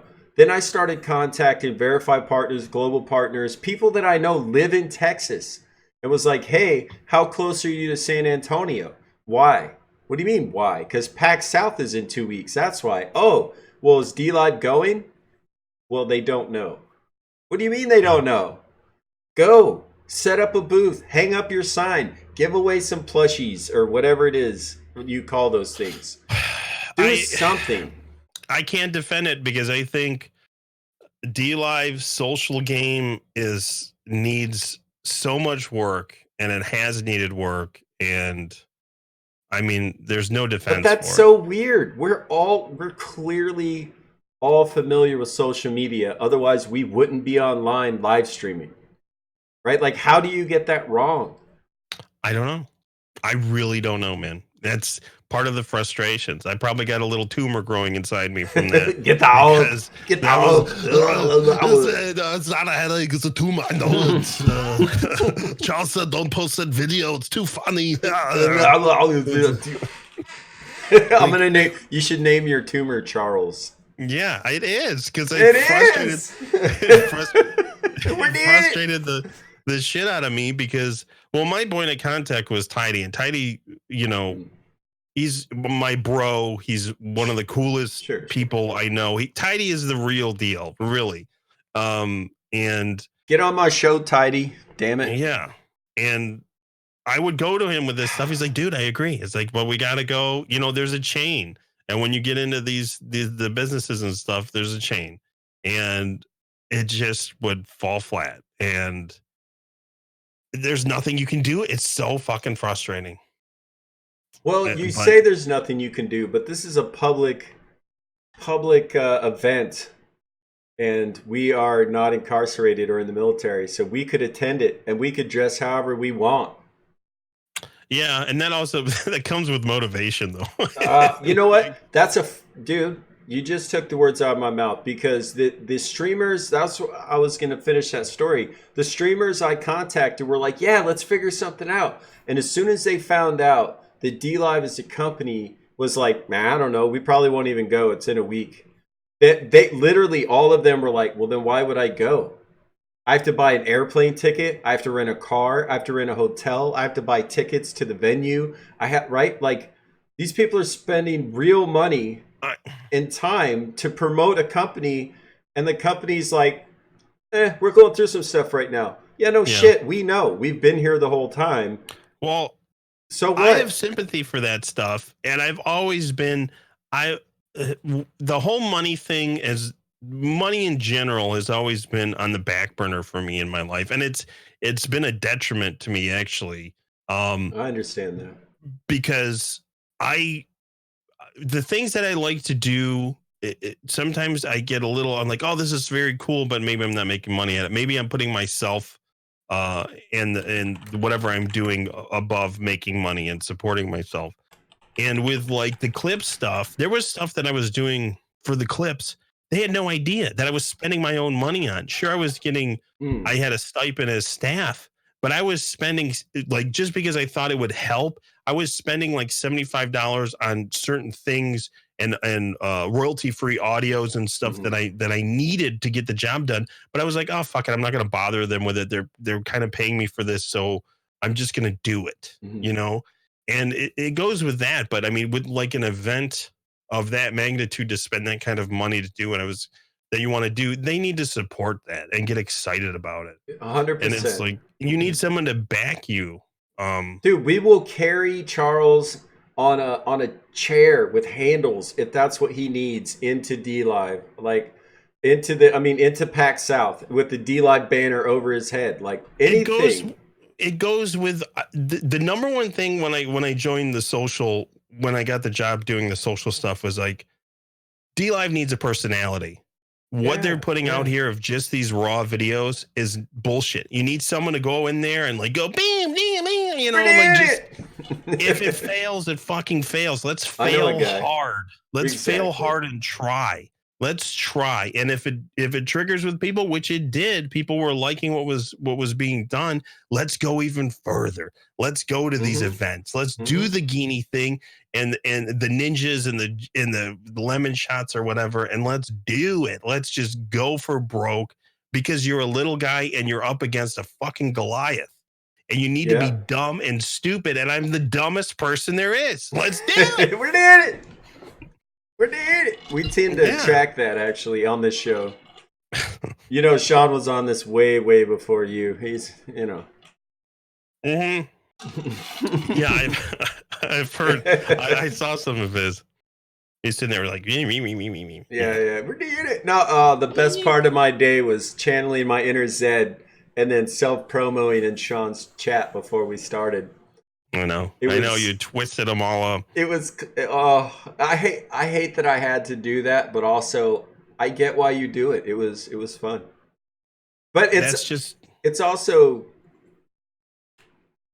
to be fair, because you and I talked about this before Sean got into chat. He showed up like an hour late.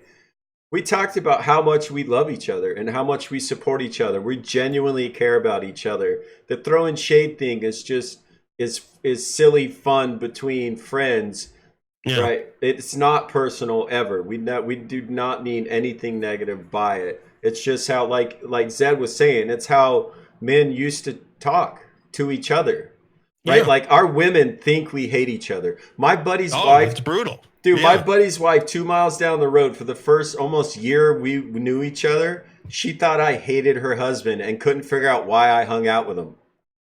Right? Because he was in the Army and I was a Marine. And so I'm just always throwing shade. I even said to her when we finished building a porch on the front of his house, I was like, you know what you've needed in your life? By the way, I'm talking to my buddy's wife with my buddy standing right behind me. I'm like, you've needed a Marine in your life.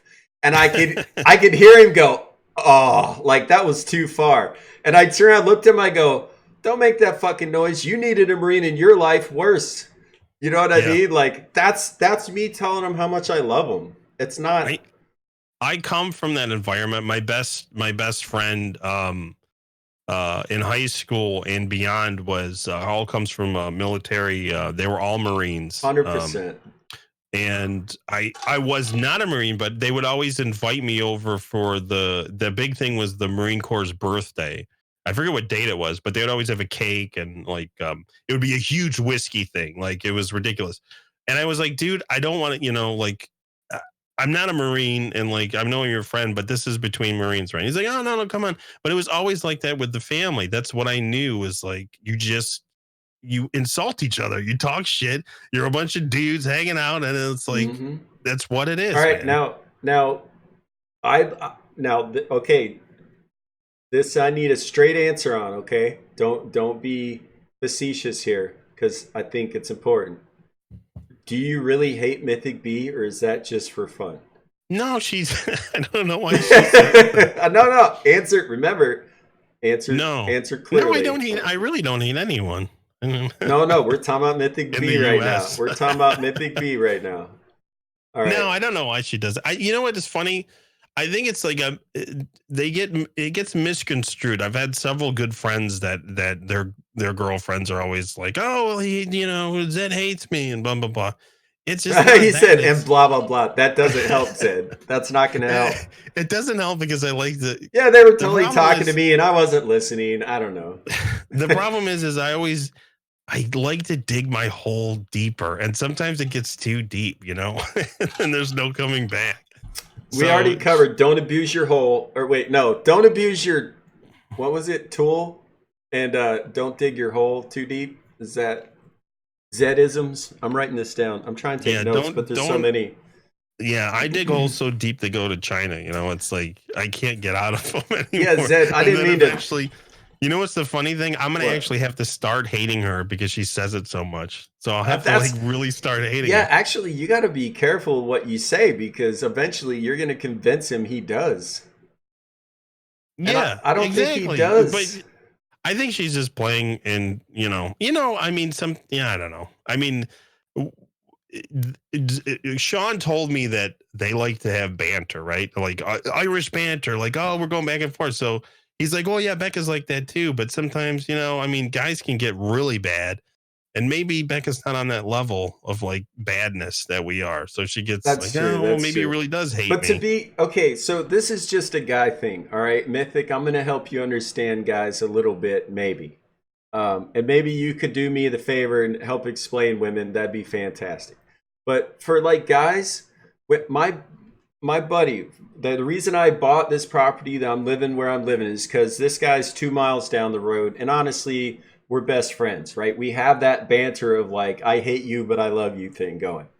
I didn't even know his wife's name until like a couple months ago. Like I knew her a year and didn't know her name. And it wasn't personal. It's like that's my buddy's woman. That's off she's off the radar for me. You know what I mean? Like I'm a single guy. You're that's your wife. I don't like I she can't be on my radar. It's right out of a respect thing. So it's not that we hate you, it's that we can't be friends with you. We're friends with Sean. I mean, arguably, right? Yeah. Yeah. Yeah. It's kind of like, I don't know. It's like, yeah, it's like a loyalty thing though too. It's really weird. Understanding guys is fucking crazy. Like our minds are out of there. Well, it's Especially, all about dick measuring yeah, and like egos and respect and you know what I mean? All of that. yeah. And We're I don't mean childish like and literally dick measuring. It's more a metaphysical thing.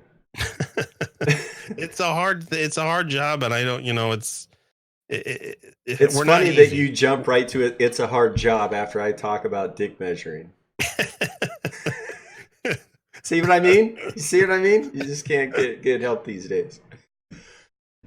I mean, this is what we've come to, guys. I ran out of guests, and Zed was like, "All right, I'll fill in." So, no, I'm just playing. See, that's that thing. I didn't mean like I love this guy. All right, we've been going a couple hours. I want to know. I want to know what changed your mind about being on the show. Because for a long time, you were like, yeah, but also that means no, right? And it didn't happen. So I love that you're on the show and you're willing to, but kind of why? What changed your mind about it? I mean, was it like a D Live needs some love thing, or you No, just go ahead? it was. Well, I mean, you showed up in our in chat the other night, right? And it was That's asking me flat courtesy out of about it. Sean, actually. Dude, I Yeah. I know you've been here the whole time, but our paths just haven't crossed a lot, right? But like they're so corollary, they're parallel. Like we're hanging out with all the same people, and Yeah, I Sean don't know talks why. about you a lot and hosts Yeah, I you, don't and know why. Previous to that, I don't know why we never hooked up before, but and then when you asked me, I wanted to think about it because of all the reason that was stated before. Like, I don't know what exactly it's going to be about. Like, I don't really want to because there's times where I really get tired of. I don't want to be involved with the drama stuff that's going on. oh, and If you this ever show is zero of that. Yeah, Zero. I didn't know that. See, that's me being me not having the knowledge of knowing Right. what exactly was Well, going to go this on. And you said this earlier, and I forgot to echo it, and I think it's important. You were talking about we're humans, right? We have feelings, we have lives, we're right. The maybe premise of this, guarded. It was more yeah, guarded. the Yeah. premise of this show is to humanize the streamer, right? The caveat is you have to be on D Live, but we've talked about every streaming platform ever available.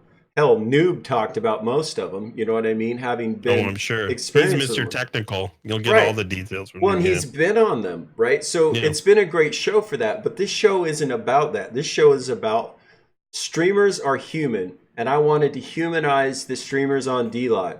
I want you because, for instance, when I met Sean, very big personality, had a lot of cutscenes, right? There was all this theater, I call it.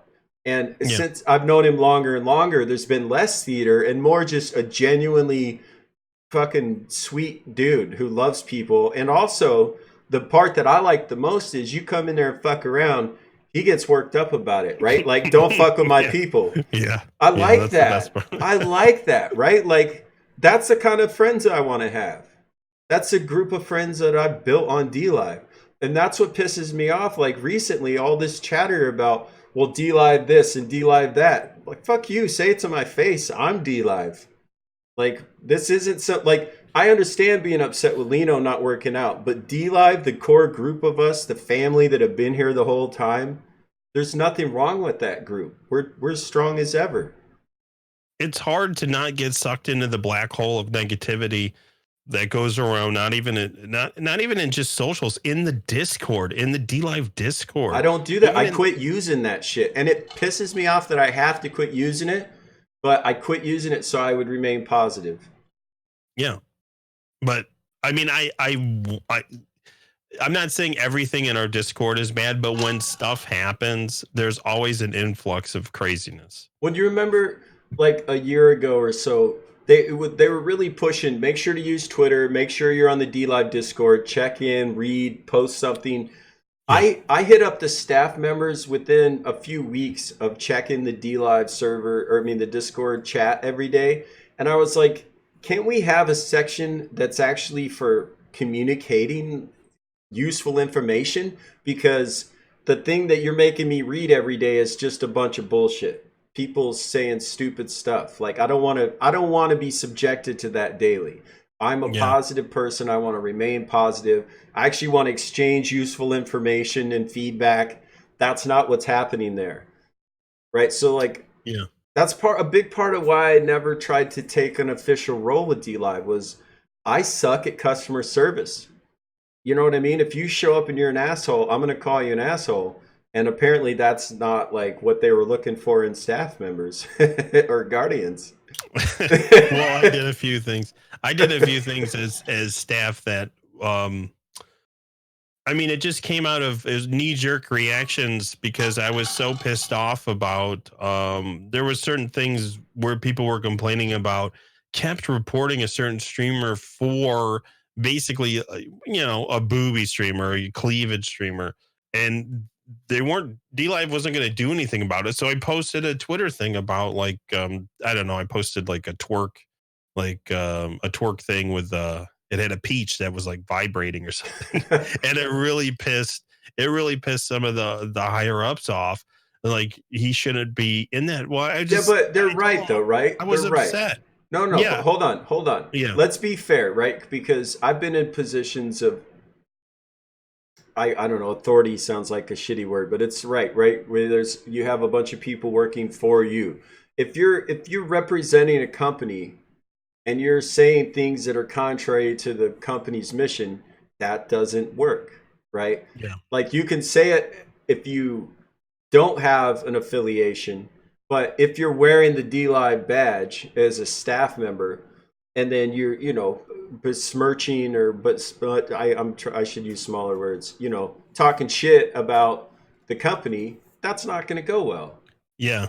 And it did go well because it was ultimately my demise. But what that came from is from the frustration of what I was talking about earlier. Nobody was listening to us. We were chanting from the rooftops about TOS and this and that, and we need clear descriptions because they're not in the weeds. We're the grunts. We're on the front line. We're taking the bullets and the fire from the community. Like, why are they able to stream this and I can't stream that and blah, blah, blah. It's like, dude, can we update our TOS so we can tell these people? So has that been done? They've revised the TOS how many times? I don't know. Like at least 3 times. Okay, so how about this? If any of them are listening right now, we're clearly Lino didn't work. We're changing to a new owner. We're changing to a new blockchain, a new crypto, all of this, right? So the way I look at it is, It's a fresh start. It's a new face. It's a new day. It's a new way to move about. Right. Let's take things we've learned, the mistakes we've made, and apply them to the new platform. It's still going to be called DLive, but right, but it's going to be new. What Yeah. needs to be done specifically? Let's be specific because that's what's going to be helpful in the TOS that will keep some of these problems from being repeated with the new setup. Well, I think the last update to it got more detailed. I don't know, since I'm not involved in the day to day. I don't know what's being reported and what's not. Hmm. So that'll be hard to call. Um, but I think just revising the TOS and be as detailed as possible is the right move. So I don't know if it's, maybe the TOS is fine right now. I don't know. I mean, if it Well, is, okay. cool. let me ask it because I'm looking for information. What wasn't there that needed to be there before? I think the biggest controversy was about movies, watching movies on stream. Well, if they're public domain, that's allowed. But if they're Do you know how not, many if they're times we went back and copyrighted, forth about that? You know how many different answers I've gotten about because that? see, here's the thing. I own a lot of movies that I purchased on Amazon Prime, right? Where you have to pay to buy the movie just like you used to pay to buy a DVD, right? Yeah. Well, if I bought that movie and then tried to live stream it as the sole information being displayed, right? My face isn't in the way. I'm not talking over it. I'm just restreaming the movie live. I'm going to get sued. Yeah. That's illegal. But a lot of that illegal stuff is on YouTube. So people will say, well, it's on YouTube. So why can't I stream It's it? illegal there too, and they delete it as quick as they can get a hold of it. Not all the time. I mean, that's the thing, though. I mean, my favorite movie, and it's not my favorite movie because it's public domain. It's because I'm an old zombie head, and I live and breathe Romero. Is Night of the Living Dead. Night of the Living Dead is public domain. Now, the versions of Night of the Living Dead, like the 4K Blu-ray version I have, are not, because they were done by a specific company and that's copyrighted, but the original film is There's ways to do it though. Like, okay, I'll give you an example. I've done it once. Last St. Patrick's Day, 2019, Best of the Worst and I did a co-stream just like you and I are doing right now. And behind me, I put a large screen television and played Boondock Saints. And I sat in front of it. I also played the movie on my computer, hid that video, but shared the audio, right? So they are getting clear audio, but they're getting like I'm literally in the way of the TV showing the movie. And we're talking shit the whole time about the movie in a good way. We love that movie, and we're drinking whiskey, too much whiskey, which is how I learned don't do that on stream. But I think like that's weird. It's like Mystery Science Theater 3000 kind of an idea, right? Like play the movie, sit in front of it, talk about it, create unique content using the movie. I find that to be acceptable. But like to put it's just like why I have a problem with you not you, but like people not having a mic or a camera, putting up an animated GIF and just playing internet radio. Like, bitch, I pay for Spotify every month. That's not what we're doing here. That's not live streaming. Yeah.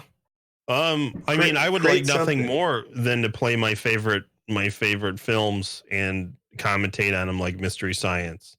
But I mean, it's so, If your it's face was over it, like you play your games, right? You've got your window and your face and you're talking. I think that's fine. I would watch that. I love those old movies, and you get pegged.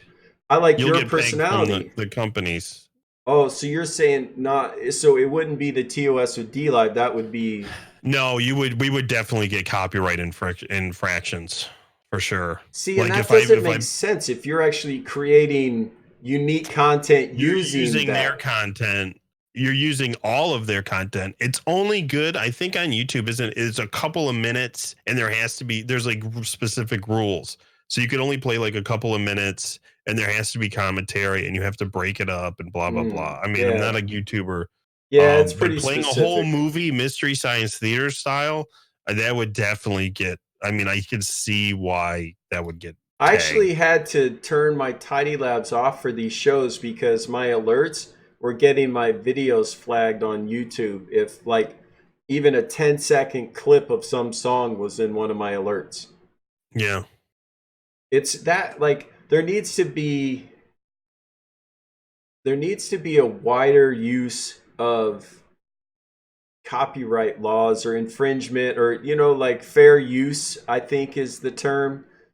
Yeah, and but that doesn't hold. That's not Yeah, Dale, right, D exactly. Live is not like responsible for that. That's like what's considered. Right, I that's what think. I'm saying though. Like I on D Live, I create the content. I am the brand. I own the content, right?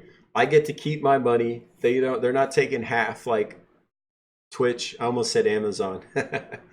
um it's I, I think I think it's going to be hard to a win because we're the little people and it's the money people that are going to win any argument really. But if this is a decentralized platform, as long as you're adding to the content, you're not just stealing somebody else's content and calling it live streaming, I think it should be allowed. Yeah, I mean that's a kind of a different argument for. That's not very platform specific. I mean, decentralized is one thing, but it's still. I mean, D Live as a company, if they had like MGM Studios or Universal come after them, they're going to be liable for what's being shown on here. Hmm. So, just like if someone was showing porn on here or something, they're going to Again, be liable. Yeah, they're going to be liable right, for it. So, right.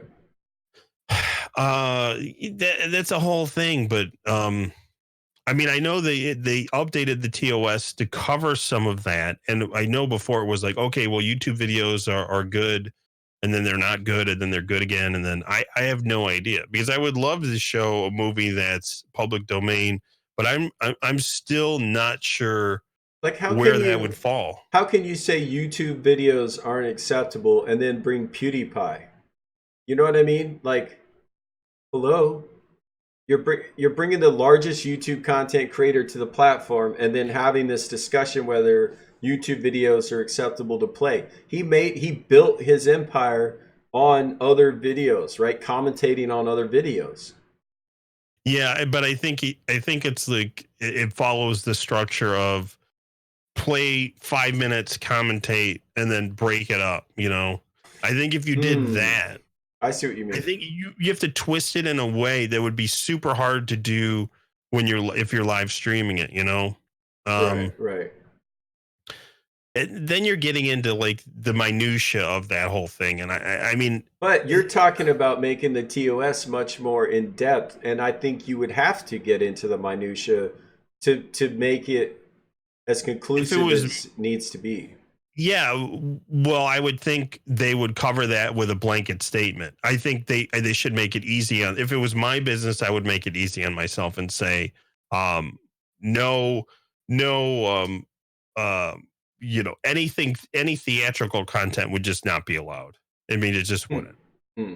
But that's if I was running the business. That's because I wouldn't want to deal with the headache of the ins and outs of defending that or going through that. Like if they Right. want to, maybe they could say you can play 10 minutes of a movie, stop it, talk about it, and then continue. I don't know. I mean, but do they want to deal with it with the manpower? Who knows? I mean, I don't know. I really don't think I think at this point D Live does not have the manpower for that if they're not investing into like social media and stuff. There's like that's the last thing they got to worry about is uh, worrying about how to do the intricacies of allowing people to play movies on here. Sure. You know, Okay, so as streamers, as D Live streamers and as D Live viewers, what do you think? What can we do? And this is a serious question. Like, what can we do to help D Live succeed moving into this new, like the next transition? You've seen a few of these transitions. Like, we know what hurts. right? We know it doesn't help. Like what helps? I think the biggest hurt for DLive is, and the biggest thing people should not do, is knee-jerk reactions to announcements. Yeah. As soon as anything is announced on here, without full details or anything, people take right to Twitter, right to their social medias, and pitch a bitch about everything. And that you need to pump your brakes. Just pump the brakes. If they're saying more information's coming on the 15th, wait till the 15th. You can, if you're gonna do that, do it with some class. Word it in such a way. Oh, D-Live stole all my Lino. I'm not. Oh, they're BitTorrent now, and it's a scam. No, don't do that. Say, I'm a little concerned that Lino failed. I have a little bit invested, and now they're thinking of moving to BitTorrent's crypto platform. I wonder what's going to happen. Maybe there's more information. Start a conversation and be a little bit more, have some couth. And think of it as your boss is looking at what you're posting. I'm not saying be a company guy, but just pump the brakes a little bit.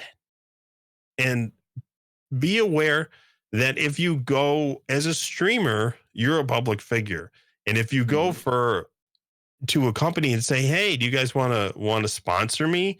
They're going to look at your social media. And if you're being a little bitch on there, they might not want to sponsor you. So just pump the brakes and get as much information as you can. And then if you don't like it, just be eloquent and say that and do it on Twitter. Don't have knee-jerk reactions, because that's the biggest thing that users and ex-users do. We can't do anything about the people that have left. They want to make their own grave and whatever.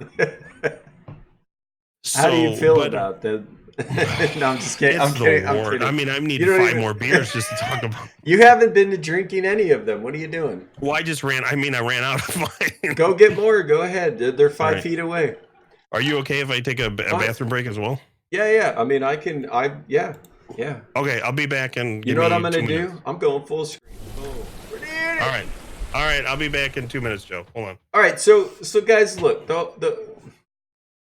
I really like that Zed agreed to come on the show right now, because I know Zed's been around since this platform was on Steam.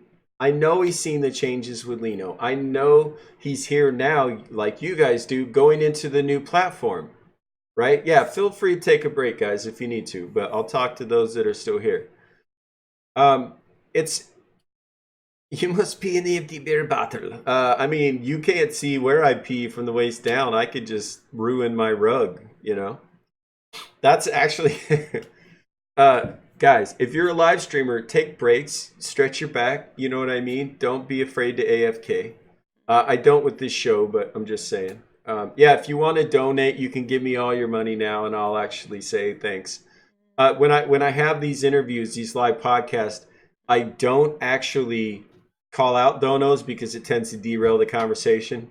But I really wanted to have Zed on because I knew Zed had been through this before with Steam, with Lino, and those folks that have been on multiple platforms and seen all these types of changes, they're not worried about the changes because they've seen changes before and they know it's just part of the process, right? It's just part of the process. It's not a big deal. Indy, hey Indy, I didn't even know you were in here. That's awesome. Good to see you again. Kairos Doc, Overball, Bama, Dale, you guys are awesome, man. SSG, I appreciate all of you being here. Ivan, I mean, it's cool that Sean's here. I knew he would be, you know what I mean? He's just waiting for information to use against us later. Yeah. It's cool. Whatever. Yeah, so hold on, let me take a sip here. We gotta. Cheers, everybody! Happy New Year! Welcome Dale. To 2020. No, I did wash my hands. No, he didn't. My bathroom's literally 5 feet away from. Not only did he not, it doesn't matter. That's the beauty of live streaming. I can't get Zed's cooties having him on my show. I'm a dirty bastard. Which is why I agreed to have him on the show. You know what I mean? If I had to sit on that bed behind him in that pink room, there's no way I would interview him. That's my dog's bed. that's little Rosie's bed. Where is little Rosie? She's downstairs sleeping with her sister and her mother. Okay. The bulldog crew. Nice. Oh, how many dogs do you have? 3. I have the mother is Annabelle, and then Rosie, and then Lana. There's both sisters. They're both from the same. They're from the breed. Annabelle's the mama. Oh, okay. I think my dog weighs as much as your 3 dogs put together. How heavy?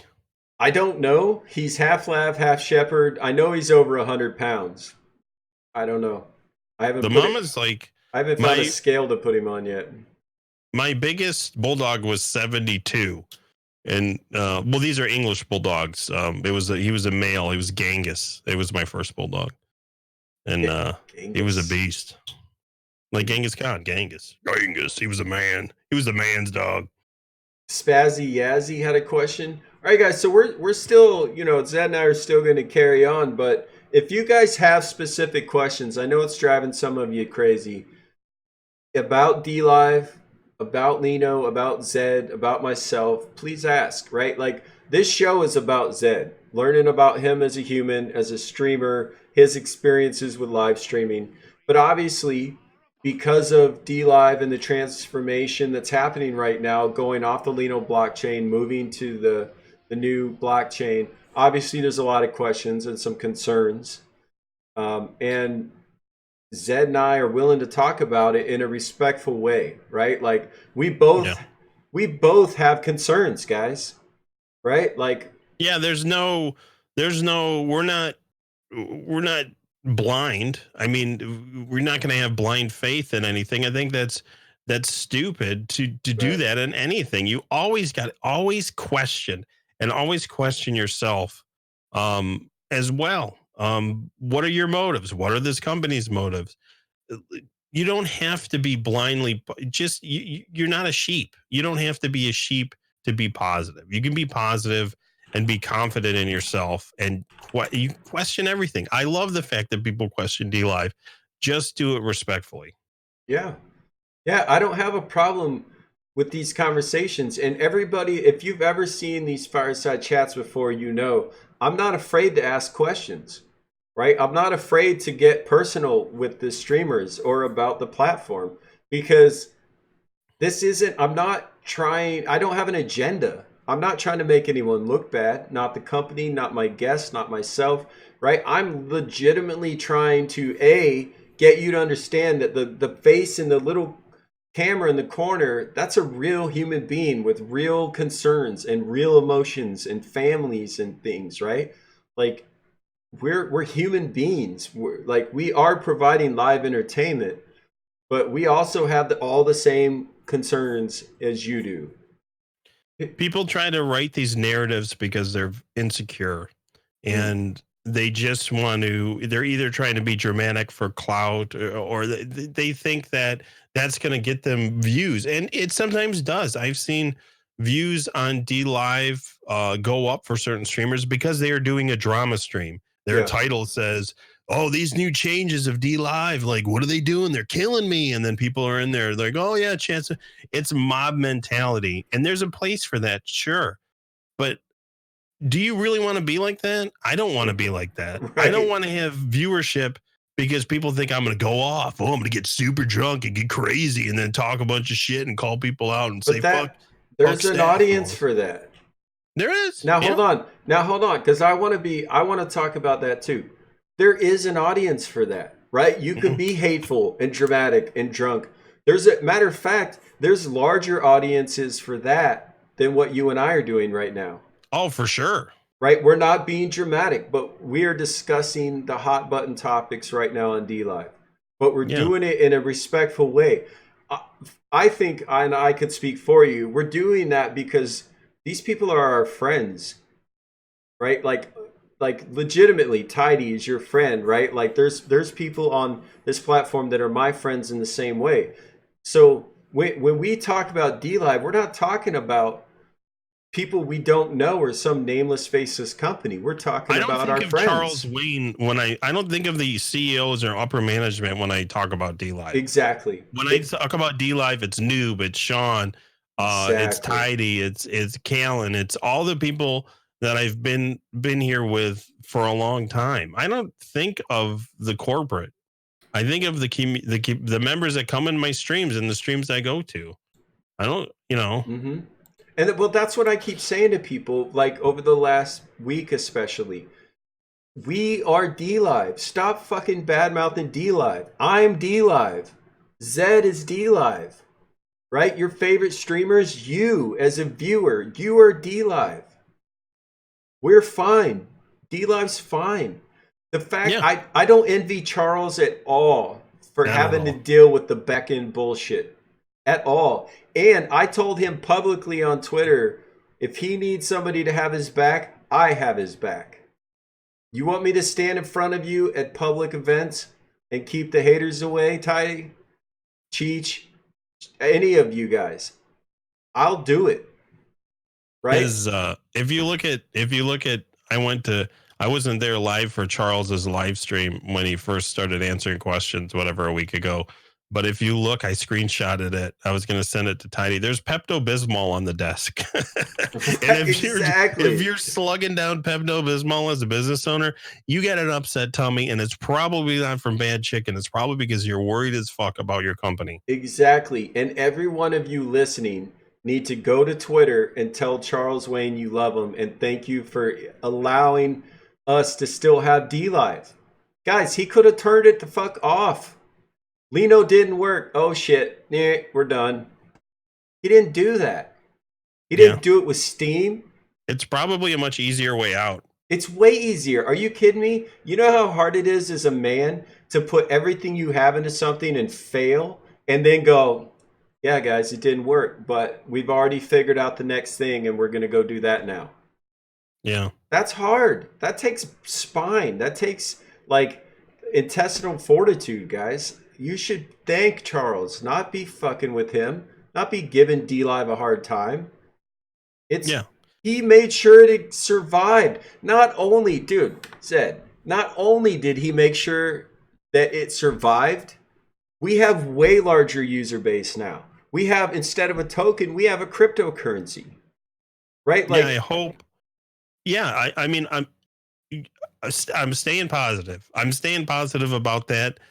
And if something happens to it, then good try. Good try. A lot of us, wherever we go to, I'm sure we'll be in communication. Hopefully you didn't invest more than you're willing to lose, but that's not going to happen. If we lose a platform, we lose it, and then we move on. we don't have to Um, meet some like on Mixer or something. Look, I'm well, not I'm I not would giving you have no guys up. idea where the hell I would go. Like, Me either. I don't know. I went back to Mixer, and it's not for me. It seems like my only Exactly. option would be Twitch, I and wouldn't do that oh either. boy, Dude, here's the thing. You're Zed, you nailed it, right? It's like, okay, well, if D-Live collapses, what would we do? I don't know. There isn't a D-Live. That's the thing. D-Live is a new thing. It's like, hey, not only could we be successful, we could care about each other too. Right? Like it's it literally is the only thing to me because again, I'm not the crypto guy. I don't care what a blockchain is. I'm here because I enjoy the community, right? That's not available anywhere else like it is here. It's just not. I've been on Twitch, Facebook, YouTube, all these places. The thing that Mixer has that I love is that low delay was like a second, right? I yeah, talk, it's you talk. FTL. It's super fast. Yeah, It's amazing, right? yeah, Now, is it's it great. would I transfer to Mixer for that alone? Nope. Nope. I wouldn't. I do dog shit on Mixer because of the games I play. Mixer's not for someone who plays the type of games I play. Older retro games and stuff that's not on Xbox. I would have to go to Twitch, um, and that would be that. Yeah, I would probably stop. I think I'm with Super Sport Games. I would just be done streaming. because I never streamed before D Live. I started streaming because D Live seemed different and is, in my opinion, different. It's weird because there's a lot of people who started to take up on D Live, and they're first time streamers, which is weird to me because there's no D Live app on any of the consoles or any of that stuff. It's kind of strange, but No, it's cool. I agree with you, and that's what I was like. When I watched LT Zonda on Twitch for a couple years, and I never once did it occur to me to live stream. Ever. I was friends with Luke. I didn't give a shit about Twitch, right? Yeah. I just didn't. Zero brand loyalty there. Then I came to D Live because Zonda came to D Live, and he's like, "Hey, we're doing this now." Okay, fine. I switched to the new platform. Then all of a sudden, modding for him every day for a couple months, I was like, it's the same people coming in and out of chat. I'm getting to know them. We're becoming friends. I never felt that on any other platform, like that I was becoming friends with the people in chat. And like then when I started live streaming here, I was like, well, shit, I really like this is a real way to make relationships, like genuine friendships with people all over the world. If you're introverted, you're depressed, you're whatever, right? A lot of us that stream have mental health issues with social anxiety or depression or whatever. And this is a legitimate way now. Like you and I said, when we were kids, this wasn't an option. If you were introverted, you were just alone. Mm-mm. No. Yeah, I would just have to be in my own head. Right. I mean, that's it. And now, it's funny. You were laughing. I was laughing at what you said earlier, which is like I was talking to myself before I live streamed. Like I was outside today narrating my existence to no one. And I was like, am I insane or am I just a live streamer? Like I don't know. No, I think it's good. I think it's good for my mental health. I mean, if there was a recorder around, people would probably put me in a sane asylum. But I think we're all individuals, different strokes for different folks. Like the stuff that you do is different than stuff that I do. It could be considered crazy, but who cares? We're all a little crazy. It doesn't matter. And that's that's the foundation of streaming. You find other crazies. I mean, you find other like-minded people. That's the beauty of the internet, right? Yeah, it's great. So I don't know. Did you see any questions, Ed, in chat? Because I asked. I know some of you have questions. I know I've missed some along the way. Guys, if you have questions for us, right now is the time. Start putting them in chat. So Zed, I would like to talk about this just as a point of principle. When do you normally stream, for those that don't know, and what time zone are you in? What kind of games do you like to stream? Like, where can they find you? Oh, it's always I'm Eastern time, so Eastern Standard Time in the U.S. Yeah, Eastern Standard. Normally I start at 5 because I have a day job, so it's 5 p.m. 5 p.m. to like 9 or 10 p.m. and it's normally always religiously Monday, Wednesdays, and Fridays. And do you want to talk about what you do for a day job? Oh, sure. I'm right now I do IT, but I started as a graphic designer. No kidding. Yeah. So that with all like my video work on stream and all my graphic design stuff was done. I mean, I started in 2001. I think I started interning as a graphic designer. So. Yeah, I like what Violent Hippie's saying. Your designs are amazing. Do you have a background in that, or did you learn? So that's kind of what you were that just ties right about. into that. Yeah, I went. I'm a self-taught though. In terms of all the Adobe suites, I can say this now, but when I was in college and after high school, when I started to get into graphic design, sometimes you had to pirate software because Adobe Photoshop was $1,000, and as a broke college kid, you don't have that.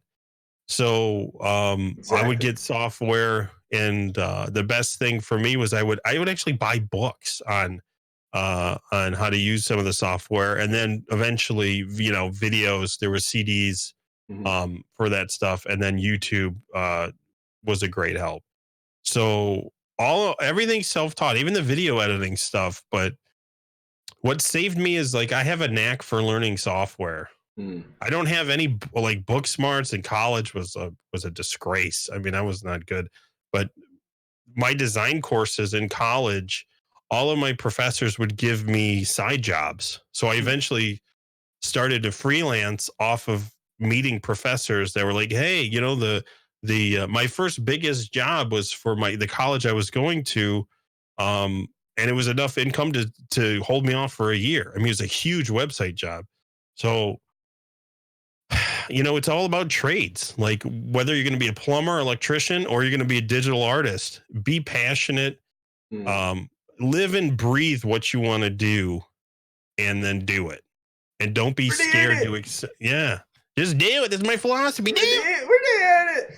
Actually, they were talking about your graphics and overlay. I don't know shit about it. All these overlays you see on my stream, my brother is a professional IT guy.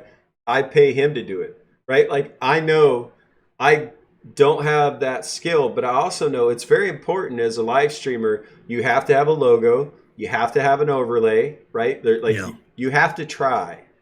I think for starting streamers, what I would recommend, put all your money into a killer logo because that's your brand. Don't worry about fancy overlays can come and go, but you're going to, if you do your brand right, you're going to have that logo for the rest of your career, probably, unless you refresh it, but it should start off really good.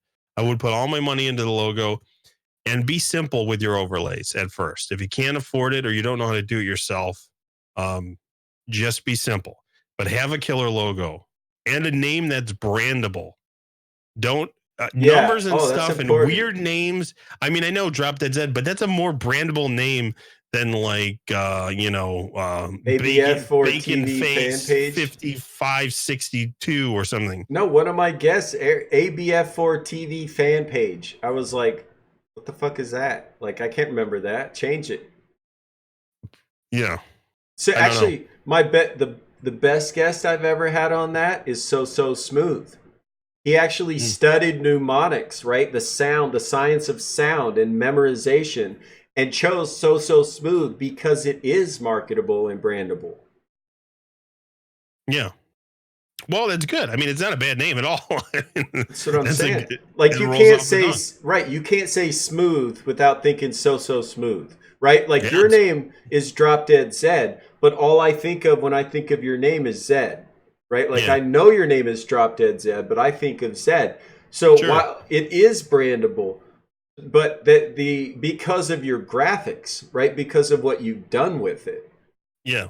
But like you said, pick something that's actually brandable, guys. You can't call yourself Darth Maul from Star Wars and not expect Star Wars to show up and say something about it. Yeah, there was a streamer on here that was using a logo from a game, like a character from I'm not going to say who it was, but I'm going to twist the example. But let's say you're using Sonic the Hedgehog as your fucking logo. Are you insane? You're going to get sued off your ass. You can't do that. Sega's going to come after you. I mean, I think that might have happened. I think you twisted the example and nailed a different example. Well, I mean, just saying. Because he was on my show. Just saying. I won't tell. Really? No, I won't tell. We're not going to say whom, but it's a fine point, folks. Like, okay, here, let me give you an example, Zed, that's specific to me. My nickname is Aloha Joe. Right? Like I'm covered in tribal aloha tattoos. I say aloha to everybody all the time.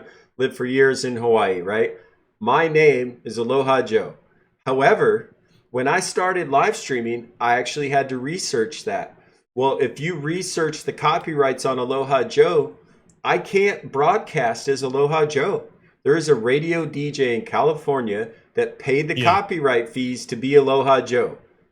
So I had to look. I would have been sued had I not looked that up. That guy would definitely litigious. He would have sued me, right? So I write books for a living.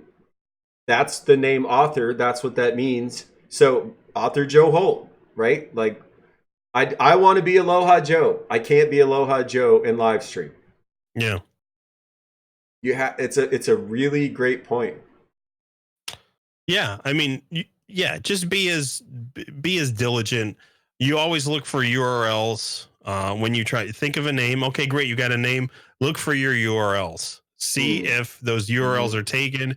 See it, check copyrights. Do Google's amazing. Just Google the name and every which way, and then if it's clear and you can grab it, then grab it and then go with it. Well, and another point to make about all that is if you're trying to be a social media person, right? And you're trying to be successful, and the name that you choose is available on DLive, but it's not on Twitter, and it's not on Instagram, and it's not on Facebook, and it's not on Discord, then don't use it, right? Like if with Drop Dead Zed, if I'd have gone to Discord and couldn't find him, I couldn't have messaged him about being on the show. If I went to Twitter and tried to tweet out, hey, I'm having a show with Drop Dead Zed, and that link goes to some other guy who has the same name, that's not helpful, right? Like, think about it. Don't be so stuck on the name that you're not willing to change it to be clever. Yeah, I mean that's the business side of it. I mean, ultimately, you are who you are, and you're gonna be you are. Like I am Zed. Like this is ooze my personality. Like whether my name was different or not, okay. But I mean, it was a name that worked for me, so I used it. I mean, I think you'll always find one or two things. Maybe someone else is using, or maybe there is a Twitch account that has it. I know for a fact mine does. Like there's a Drop Dead Zed Twitch account that's inactive, but they don't clear those accounts right. There's nothing I can do to get it. So that didn't deter me from using the name. But I did look that shit up before I changed it. Right. Don't just like settle on something and then go like try to make it stick. Yeah. But then always adapt. I mean, it's not the end of the world if something does happen to your name. You're still who you are, and people get over it. Give it a month or two, and people get used to it. Right. When I first did my name change, people are like, huh? What? We know you as this guy. I was like, settle down, guys. I had to do it it just makes more sense for branding. And then it was super quick. Within 2 weeks, people were like, oh, Zed, blah, blah, blah. That's all right. But also the inverse too, like Drew Yo, right? We all know Drew Yo if you've been on DLive for any length of time. He was going through a crisis with some mental health stuff, and he changed his name to Sage for a minute, right? When he was on my Fireside chats, he was actually Sage because he thought that would help him through his transition. Well, it did. But what it also helped him to understand is he's Drew Yo, and he went back to that name. And that's just fine. You know what I mean? Like, you have a name, you change your name, you go back to the name, you change it again. That doesn't matter, right? Like, look at actually Sean Hawk's a great example for that. We throw that guy a lot of shade, but to be fair, he's successful because he changes and grows and adapts, right? He was a global partner. The scenes were working. He was doing his 3-time champ thing. He still changed his logo. He still changed his transitions. He still changed his and he was named. I know at least on Twitch he's named something different, and he had a different name on like Steam and stuff. So he wasn't. He did change around, and he wasn't consistent, but he still persevered. So we're not saying that it's a death sentence, but if you're starting from scratch, if you do your due diligence, you'll save yourself headache for sure. Yeah. Well, and like one of my guests I had on the show said they created this following on DLive, became a verified partner. They put out some I think they were tweets that were negative. They had backlash. Then they had to change their name. They lost partner. They picked a new name and a new identity, started trying to stream under that, right? Like it's a lot to pay attention to, really. You know what I mean? You'll save yourself a ton of trouble if you keep it respectful, whether you agree or don't. If you're if you put in the effort and you make a conscious decision to try to be a good streamer, and there's several definitions to that, but um, you will overcome a lot of stuff just because you are who you are and you put good content out there. So you could change your name 1,000 times, and if people like you enough, your content enough, they're going to keep coming back Exactly. for it. Exactly. Well, something I learned the hard way with live streaming. When I started live streaming, I kind of got sucked into this notion that I had to be a gamer, and that's Yeah. what live streaming meant, you know. And Yeah. people, honestly, when I live stream games, I get a half a dozen people or less generally, right? Like Yeah. nobody do what you Go want to do. Yeah, you got to go with the flow and cater to what works for you. Exactly. We're all individuals. If I tried to emulate someone else on this platform that was more, it's not me. Yeah, it's not me. If I tried to be a Zonda or someone or a Sean Hawk. Yeah, well, it's some would say you stole Sean's, clout by did it. I just wanted to know how you felt about that. Just do it better. But what I'm saying is that you're welcome, Sean. This is how to do it. You need to be comfortable and genuine. Like you can, new streamers talk about this all the time. You can be an amplified, like my philosophy is you can be yourself. You can be an amplified version of yourself, but still be yourself, because it'll do mentally, it'll do you wonders. It depends on what you want out of the streaming game. If you want to make a persona, okay, that's your persona you just made up. But my whole thing is this has always been myself. Maybe I get a little bit louder if I'm streaming or I see more people in chat, but I'm going to say the same kind of stuff. I agree. Oh, we got some chest action going on. Get that. Hey, some chesticles. It's for everybody. I see Juder in here, and Juder's been a long-time supporter of the community and me, and I want somebody to give Juder a sub. I'm trying to give away enough Lino to make that happen. Normally, I don't ask for that kind of stuff, but honestly, Juder's been incredibly supportive and incredible the whole time. You know what it comes down to? Look at Ivan. I love you, dude. What it comes down to.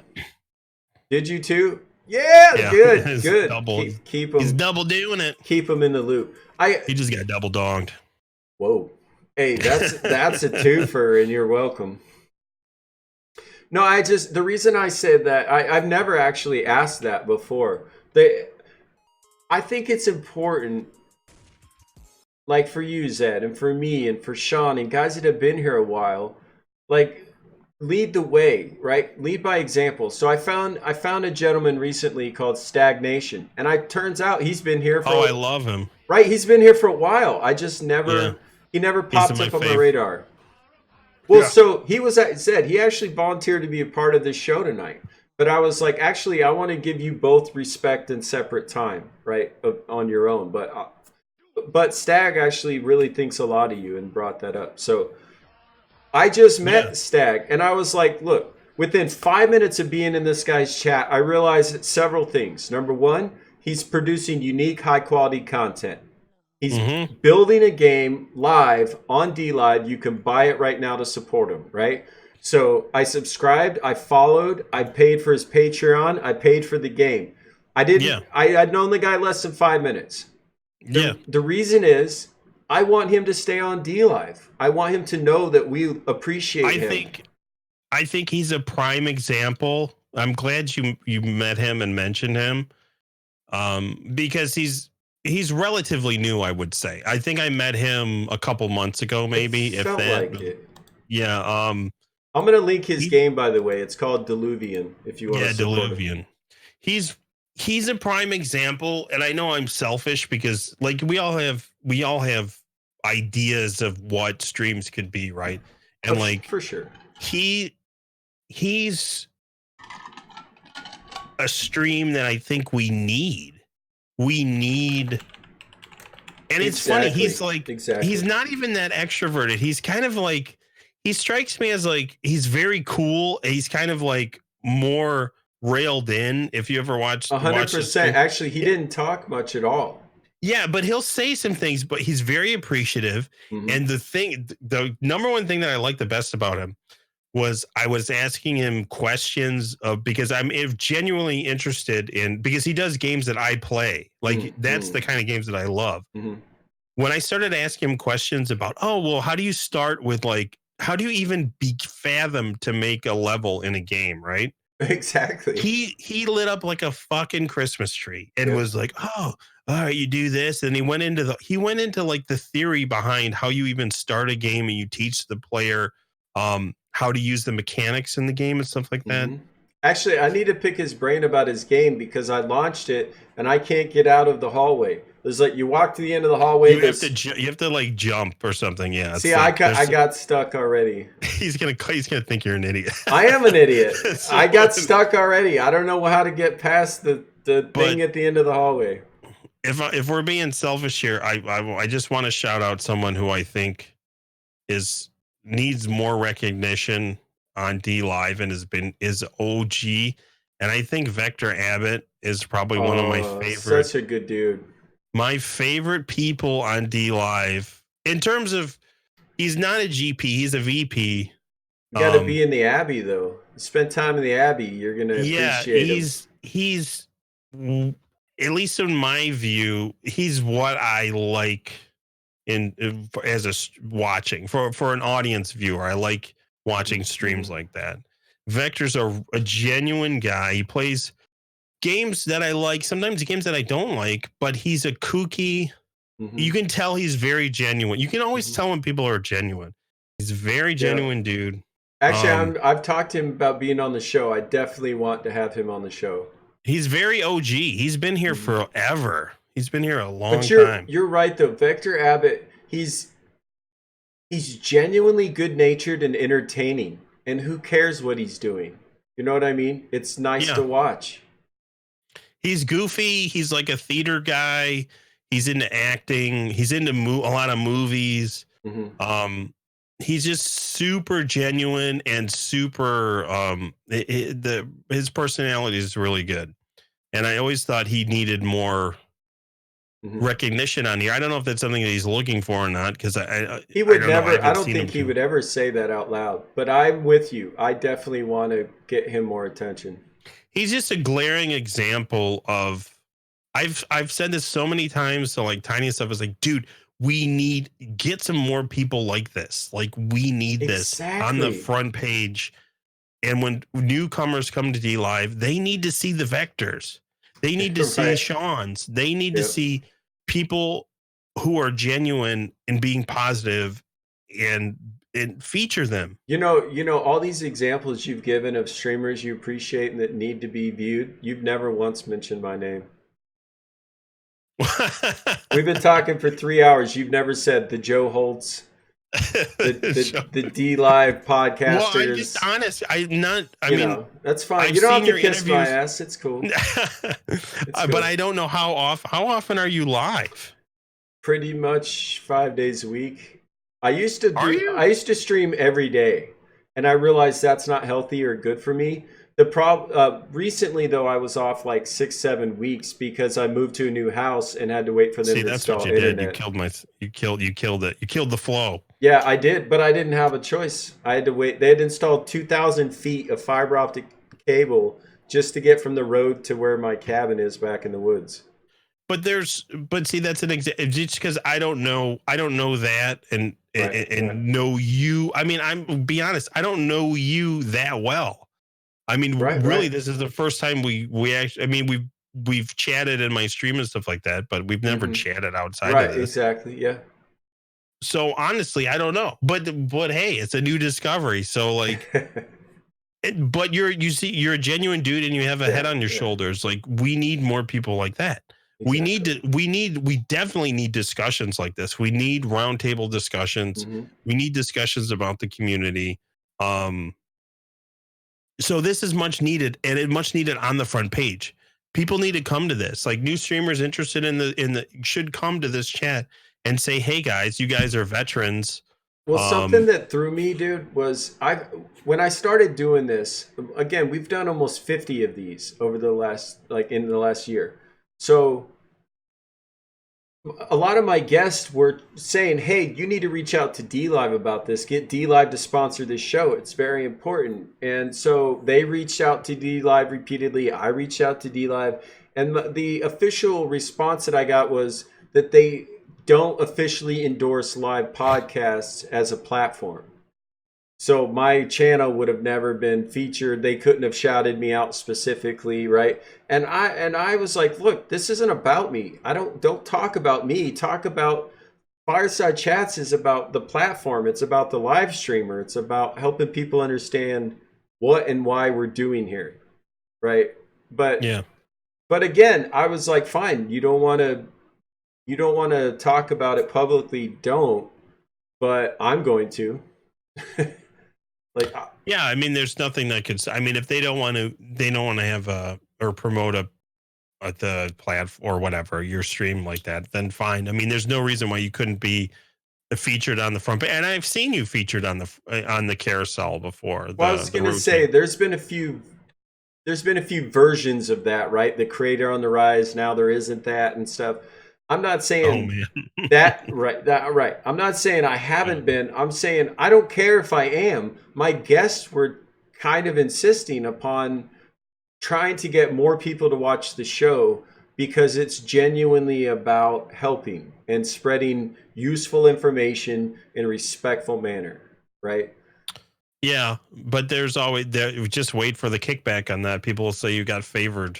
Like there's favoritism. Well, they say that now, and literally, there's been none of that. But I mean, haters gonna hate, right? Like, yeah, you can't worry too much. You can't worry too much about that because that's always gonna. No matter if you're doing well, someone who's not doing as well will always pitch a bitch. I mean, that's just how it is, you know. Yeah, I mean, I normally stream with a very modest viewer base. I normally stream between my CCUs between maybe 10 and 20 at most, most of the time. If I get a good host and it's a good night, maybe I'll go up to 30 or be in the 30s, but it doesn't really go too much past that, you know? I get it. I get that too. And for me, I actually prefer the smaller audiences because it's easier to interact. Right? That when the numbers go up, you're all right over there? You need to secure your perimeter? I know. I heard something. I think the door was just because of I had my window open. I think the door just creaked. It's all right, I don't know. Right. Maybe I'm haunted or something. Maybe it's Charles Wayne coming to kill me. So Mandy asked a question. Thank you for being patient. Is it bad to mix content like IRL and gaming streams? Does it confuse or disappoint viewers? No, I don't think so. Do it.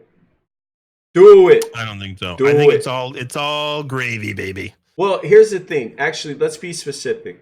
If you build your channel on one specific thing and a year or 5 years later, now you're doing something different, then you're going to ruin your channel. Gosh. Right? If you want to mix it up from the beginning and you'll be fine. That's getting into the weeds with if you build your channel on one game and then switch to another game. I mean, this is all there's so many things we get branch off to in terms of streaming. I mean, that's a huge What do you think it is that we're doing here? I know. Well, I mean, getting into the where do you think you are right now, Zed? That's into the stuff, you know. We talk about that. We talk about how to help new streamers be successful. Don't do this, do that. That gets into But it might be good for one or the other. It all comes to me personally. I could never build my stream off of one game. Oh, right. Yeah, I would personally be bored stiff to try to force myself into the same game over and over. Yeah, I mean, there's some people who have. I mean, but what happens in that game? Like, there's like these big popular battle royales, you know, PUBG and Fortnite and all this. We see some of these games just come and, you know, they're here for a while and then they go. And I've talked to many streamers who built an audience, you know, like, oh, they're Minecrafting, and then they leave Minecraft and their audience just pummels. It goes to like 5% of what it was. Well, I mean, that's what happened to Zonda, which is why he switched. He built a 500,000 base on GTA 5, quit playing it, and his channel crashed on Twitch. I saw it happen. Yeah, it's all about long term, short term. I mean, you got to weigh your options. Do you want that variety streaming like I do and like a lot of people do? Is rough business. It's probably one of the worst. It's probably the hardest thing to do because it's purely based on yourself, and because you're switching games so much. Mm-hmm. Well, that's what that you have. That's what you're good about, Zed. That's what something you're really good about, and like Sean's really good about. I don't come to your stream for your games. I come to your stream for your hair, for your floating zombie drop dead Zed logo that moves around, for your incessant hate of Sean. You know what I mean? I love that stuff. It's entertaining. Right? I don't care what game you're playing. I happen to be similar age to you and really like that old retro feel, right? Because it's nostalgic. But you could turn on literally anything. If you're live and I see it, I'm going to try to stop by because you're entertaining, right? Like that, I think that if you're going to give one, like do this and you'll be successful as a streamer, be yourself and be consistent with it. Don't force yourself into somebody else's like model that worked. You know, find your own. I was gonna say the door. That's what the door was. The door definitely opened that time. Yeah. Come here. Come here. Is that? Say hi to Rosie. Yeah, that's Rosie. Oh, I was like, I didn't even see a person. There we go. Oh no! Yeah, we did it. Oh blah blah blah blah. Oh, that's gross. She just licked her mouth hole. What a good looking dog. How many wrinkles is that? That's a lot of wrinkles. Like even when you pull the wrinkles back, there's more wrinkles. She's wrinkly. What a cutie. Is that an English bulldog? Yeah, that's an English. She's like almost 4 now. She's super smart. Nice. And you said, are the other dogs related to her? Yeah, we have her sister, she's all white. And her mother, who's more Rosie's color. Rosie's like a redhead, they consider it. So has a red color to her. Nice. I just recently got my own dog a couple weeks ago. And man, I forgot the whole man's best friend thing and all that and why. Dogs are amazing. Oh, I couldn't be without him. Way better looking than Zed. It's a necessity at this point. It is. It's so funny too because the dog. It could be 5 minutes. It could be 5 hours. That dog acts like it's been 10 years since he saw me last, and he's super excited to see me. Yeah, I hear him when I get home from work. I hear her crying outside the house because she knows my car pulled up. Yeah, it sounds just like Sean. You should call her Sean. Sean. We're doing it. So wait, Zed, no beard? ? Yeah, you look like you could probably grow a good-looking beard.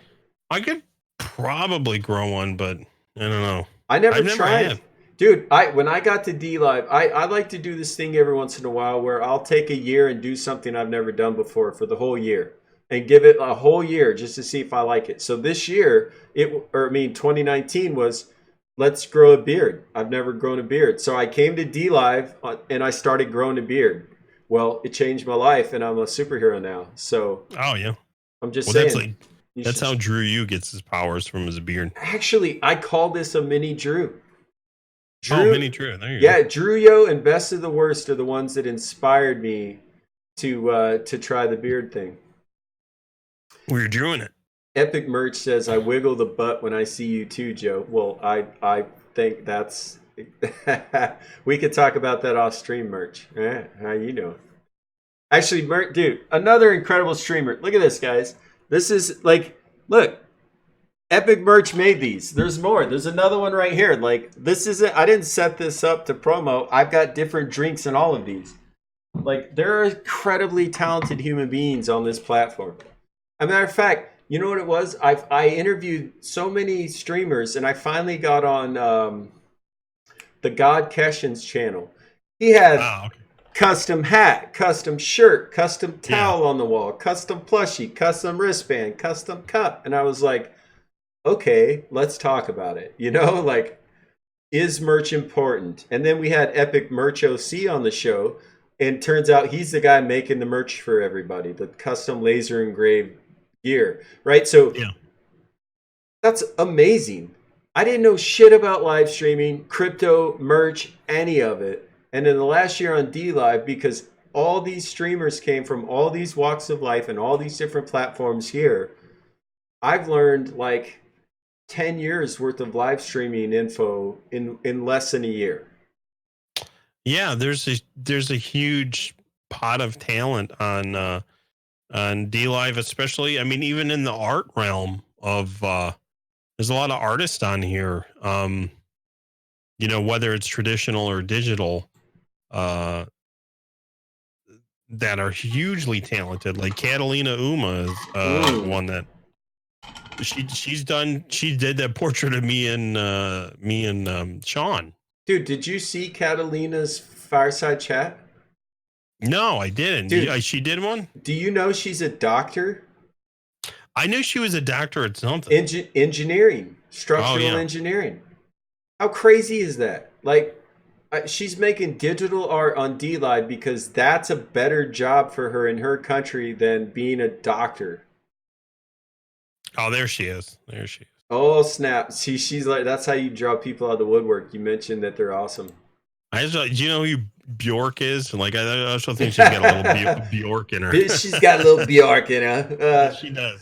She's so nice. That's music, right? That's a musician. Yeah, Bjork, but like the look of it, like a younger Bjork. I was like, she doesn't sing, does she? Sorry, but like a younger Bjork looking. I don't know. No, you're right. Something about her that triggers that. Something in the way she moves. Yeah. No, I was so glad when she agreed to be on the show because she is more introverted, right? And quiet, soft spoken, right? Talented. Yeah. So it was fun to have her on the show because that's what people know of her, right? Is that little bit shy, withdrawn artist. And then she came on the show and she was like, actually, I'm kind of a badass. And yeah, it's amazing. It's amazing. I love doing this, man. I love doing this. Yeah, she's quick. She's quick with her art too. She can finish stuff pretty damn fast. Yeah, I mean, if she even made something of you, and it didn't look like Elvis when she got done. It looked great. It would look just like she was basing it off the sticker of my face. Oh, the zombie sticker. No, it was the one. I still have it somewhere. It's the one with the glasses. Was it that sticker? The one that I just... It's this one. I just posted it. Okay. Yeah. Wait, that's you? That's not That's my face. Yeah, that's my face. That's not that was a little bit younger. That's your hair, but that's not your face. Let's be honest. That's my face. You know what? Actually, the most fun I've ever had with you in chat was you were in Sean Hawk's chat, doing what you do, and which is like, keeping Sean honest, basically. And I took your logo and put Sean's face over it just to give Sean the idea what it would, feel like to have hair.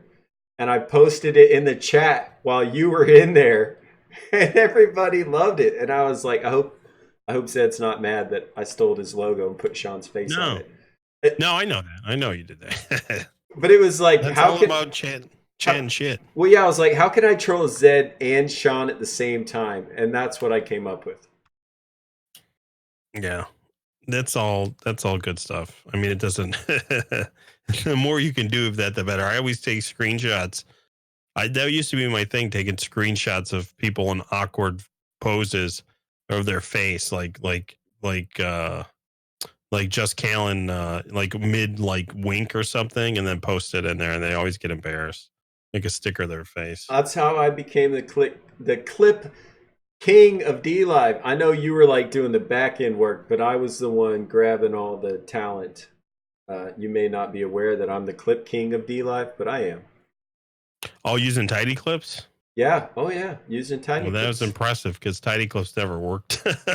I'm telling 100%. You. Well, it actually the original tidy clips was awkward, but the one that they implemented that's a part of it, that works really well. Yeah, that works well, but when I was doing it, I had to do it with tidy clips. The original version was difficult. And the thing that I never understood, Zed, is why did they leave the original clip function once they put in the new clip function? I think that they just wanted one standardization of clipping. So they're just like, okay, this is our official clipping system. Right, but they left the old one in. If you mouse over the screen right now, that's a two plugin. Different options to clip. Right, I always use the one to the right, that smaller clip function. I don't use the one to the left. Is that the same back end, or is that the old one and the new one? It's got to be Tidy's old one too. Like, see, that's what I thought. Like, why didn't they ever take that out? Well, you'd have to uninstall it. I don't think he could like shut it down, but you'd have to uninstall the extension. I see. That actually was what confused me, and I'm glad you answered that. Hey, look at that. Stagnation just hosted. Yeah, we're just talking about him. Yeah, his ears must have been burning. I was just telling people, oh, good. Hey, wait, Stag, since you're here, how the hell do I get out of the hallway in the beginning of your game? I can't figure it out, man. I start the game. There's a little hallway to the left. It goes into the room. There's nothing there. Then you go down the main hallway. There's a table at the end. I can't get past it. I'm stuck. I'm stuck, Stag. Cut a hole in the wall so I can get through to the next part, man. Or whatever. All right. He's holding his head right now. I know. I'm a potato. What door? I didn't see no stinking door. Hit the damn door. Hit the door. All right, I might have to ask you again later.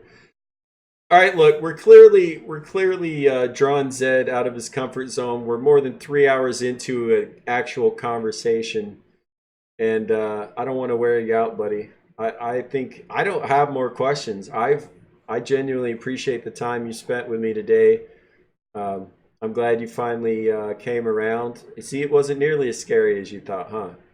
No, not at all. I mean, every new thing is scary, but that's life, you know.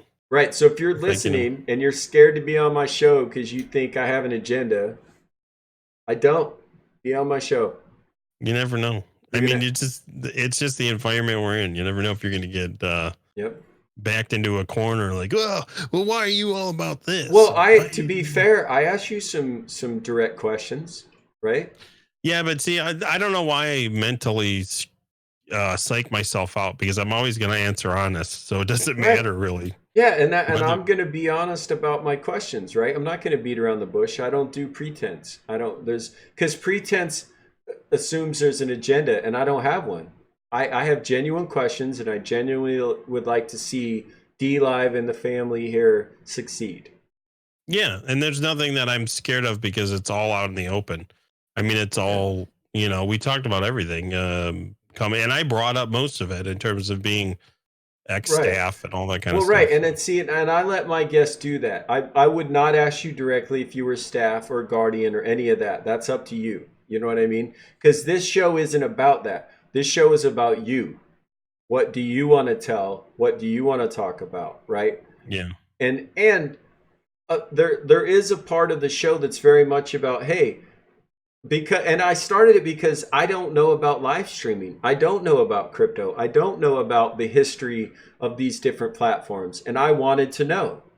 And then the more I thought about it, I was like, there's probably a lot of people my age that don't know anything about streaming or crypto or how to do it. And maybe we could help them, right? Like somebody said earlier, boomers helping boomers, right? Like, okay, so let me ask you that cookie cutter question that I like to ask towards the end of the interview. If there's one big thing you could say to a new live streamer, don't do this, it's gonna mess you up, and also do this, it's gonna help. Like, what would that be? Oh, in terms of the negative, don't well, you did this earlier, but don't self promo. don't seem desperate. Don't be follow for follow. That was just troll level, like, master. I know, but is all that was. But I would tell a new streamer that follows don't really mean anything. It's all about the people that show up. So your CCU means everything. So those cherish the regular viewers that come by They're there. I mean, I have this one viewer that's been with me for so many years through Twitch, through Mixer, through D Live, and consistently 90% of the time, every stream they're there. They are worth 1,000 follows. Juder, calm down. And on the positive side of things, have a consistent schedule. That's a very important thing, because people will know when you're on. So be honest with yourself. If you don't think you can make certain days or whatever, just be honest. I know I can do Monday, Wednesday, and Fridays pretty much without any drama. So I just say that's pretty much my regular thing. And then if something else happens during the week, or I can do something on the weekend, then so be it. But scheduling is key to consistency.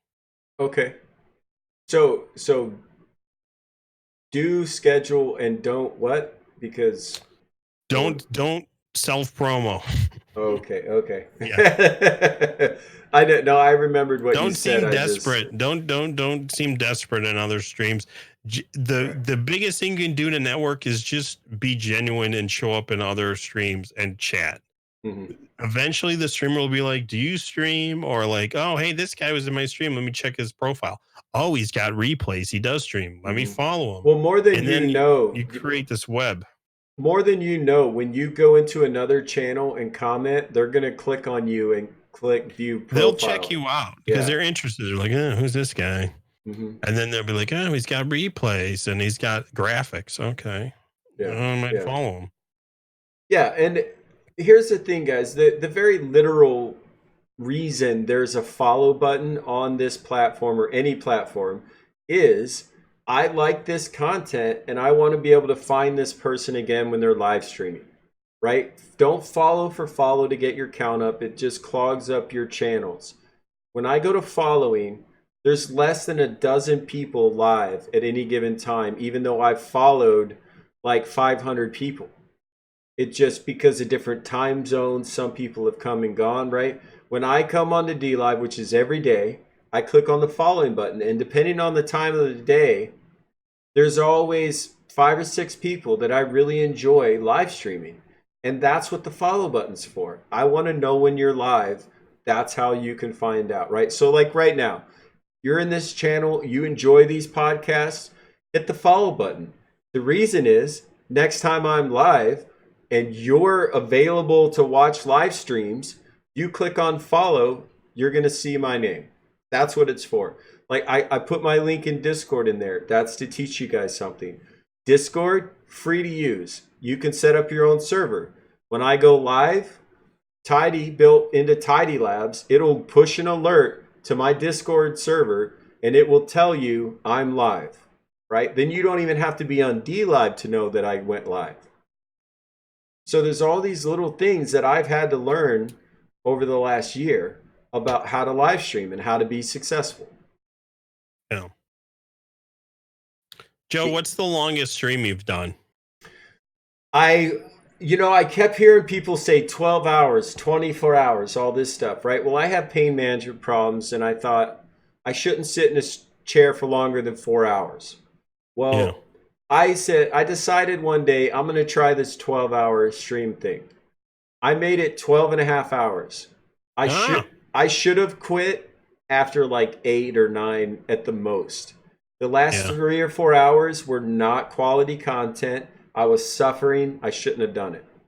Yeah. Right? But that's kind of how you learn sometimes. Yeah. What's the longest interview you've done?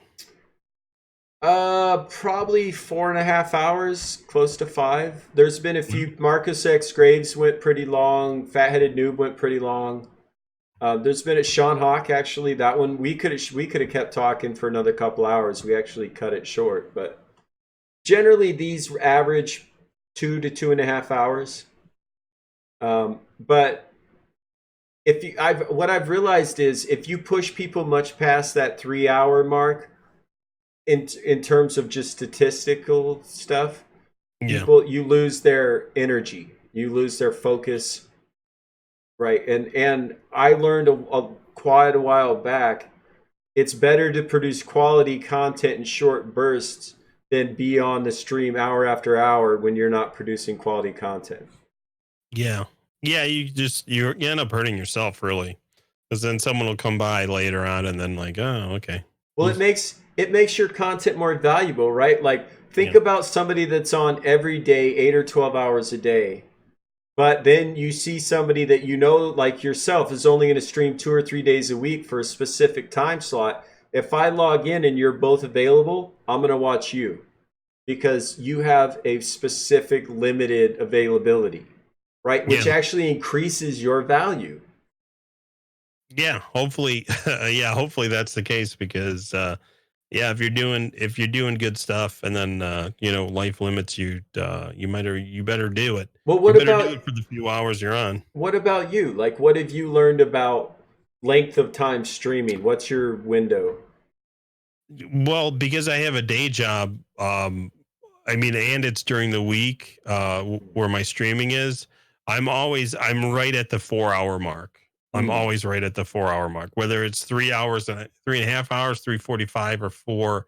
I think that's my key because that allows me to because I skip dinner when I get home from work, so I have to eat after the stream, Hmm. marinate for a minute and then go to bed because I wake up my job I have to wake up at 5:30 in the morning, so it's Ugh, you know that's I too mean much because I, like I got a work. 45-minute commute. I got to be there by 7 or before 7, so it's Hmm. a That's it. That's actually a really great point, Zed. You can't live stream and then turn the computer off and go to bed. You're too jacked up, right? yeah. Like it's your brain's wired. You need time to come down. So don't push your live stream to the absolute exhaustion point because then you're just going to spend the rest of your night trying to fall asleep and fall asleep 5 minutes before work. Well, that's a good point to make. That's one thing I would say to anyone who's enthusiastic startup about streaming.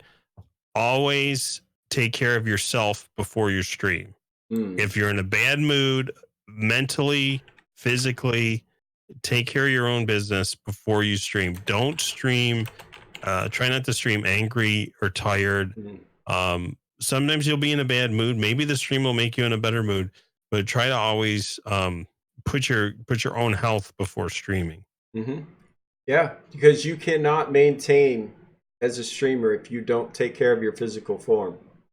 No, it comes off bad. And like if you Hmm. had a shit day, you're gonna get super drunk or whatever, Hmm. it might not be a good idea to stream because then you'll say something or you'll do stuff that'll turn people Well, off. matter of fact, Zed, Thursday, this past Thursday, what was that? Like the second, let me look. Yeah, it was the second, January 2nd. It would have been the very first Thursday night of the year, which I do Thursday night game night, where I do interactive games with Jackbox.tv.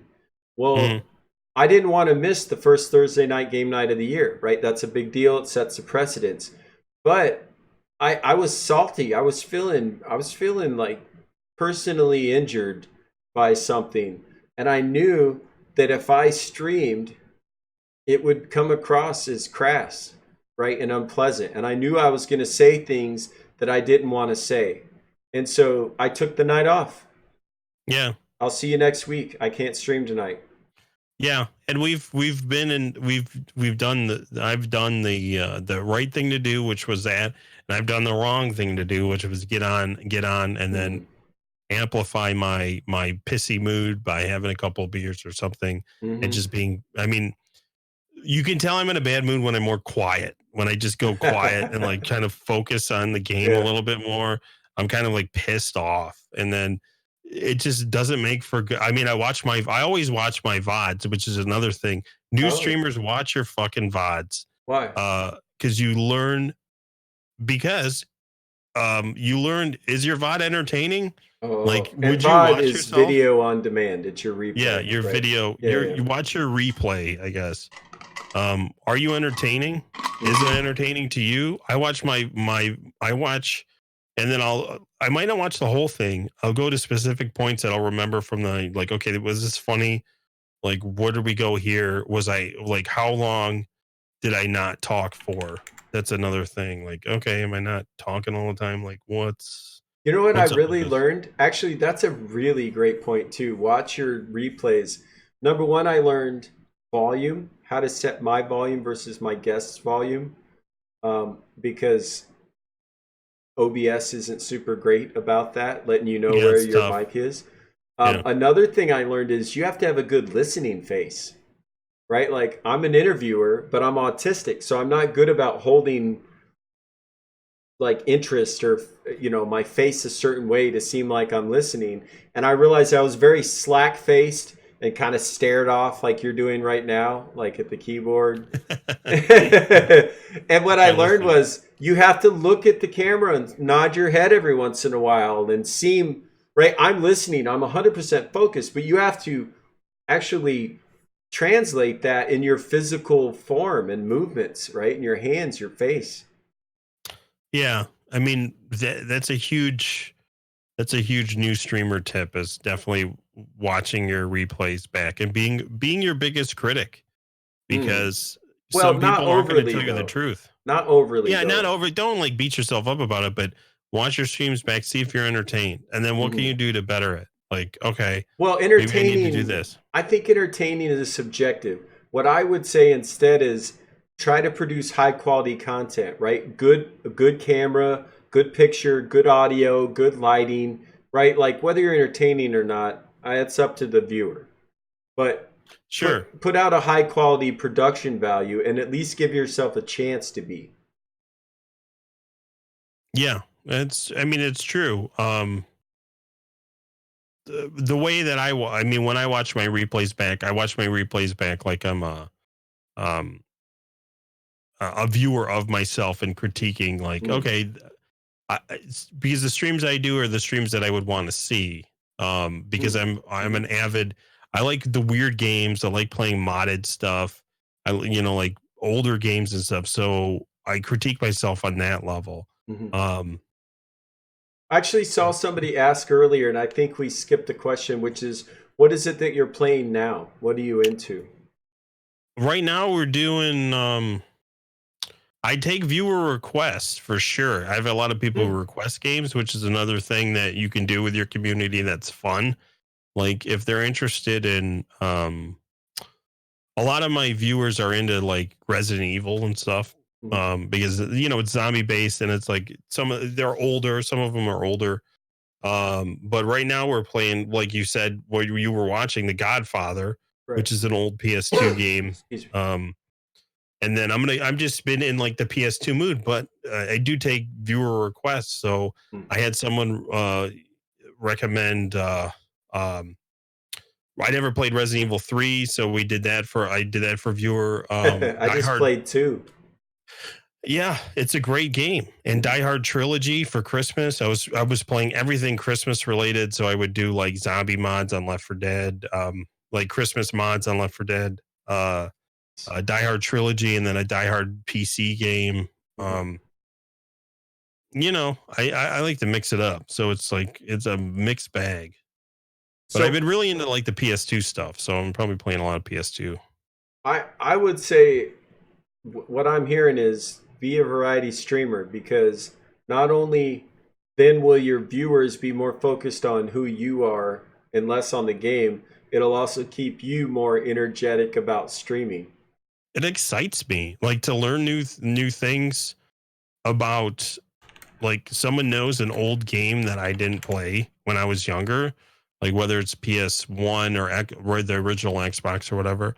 I'm into it, and then it's kind of like you go on an adventure with them. Like they Hmm. suggest it, you're Exactly. like, oh, wait a second, I'm not familiar, and they get excited about it, and then you start playing it, and you know, Exactly. All right, guys. So listen, we're gonna wrap this thing up in mere moments. If you have a question and you haven't asked it, or you ask it and we haven't answered it, you've got like 5 minutes. That's it. 5 minutes. You're getting into Judah and I's drinking time. All right. We've definitely, dude. Your face kind of. I got the green glow on your face right now. I dig it. What happened? You see that? Oh, Can you see that's that? Or is that just I'm not. I'm not. I don't have it playing because your I'm inner not. zombie coming out? Your face is turning green. Oh, it's getting darker here. That's why. No, your face is turning green. No, it is green. Look. I'm saying, I know it is. I feel I could. I think I thought it was just a persona. I didn't know it was real. It's real green. He's really green, guys. He is. He really is. All right, let's see. Let me just see here. Joe and Zed, thank you both for the real and straight talking chat. Very interested. Well, you know what, guys? I'm glad that you guys are here. Honestly, again, this question's been asked a few times, Zed. So I feel like it'd be remiss if I didn't ask it. They want to know by using the doll where I touched you. By this doll, what are you talking about? Come on, go to the chopper. Come on, yeah. That's the only doll I have. Yeah, and I haven't touched him. I mean, I would. And let me tell you something. If I was close enough to Zed to touch him, it'd be his hair that I touched. All right, I'd stroke his freaking hair. That's true. That's a true story, Zed. I hope that doesn't make you uncomfortable. No, it doesn't. All right. I'm used to it. All right. I'd use the same hair care products I use on my beard, and I would just stroke your luscious. They make a lot of those now, right? Actually, dude, I don't buy into that shit. Oh, I use one thing: argan oil. Okay. It's cheap. I was gonna say like coconut oil or something. No, actually, I did. I started using coconut oil because hello, Hawaii, right? The problem with coconut oil and hair when you get a lot of it, it's too thin. It doesn't stay. It's very good for you. It's very healthy and healing, but the argan oil is a heavier, thicker oil, and you can put it on top of your head. You can put it on your beard. I won't get into too much detail, but anywhere you have hair that you want it to be thicker and fuller and whatever, your chest. Gotcha. We'll say chest. I'm talking about chest. My point is argan oil. Gotcha. Yeah. Anyway, you know what? You guys didn't ask questions quick enough, so we're done. We're leaving. We're done, Zed. We're doing it. We're quitting. We're calling it a night. You know what I want to look at though? While you're still here with me, we're gonna host somebody. It's all about spreading that love, right? Introducing the viewers to more incredible human beings.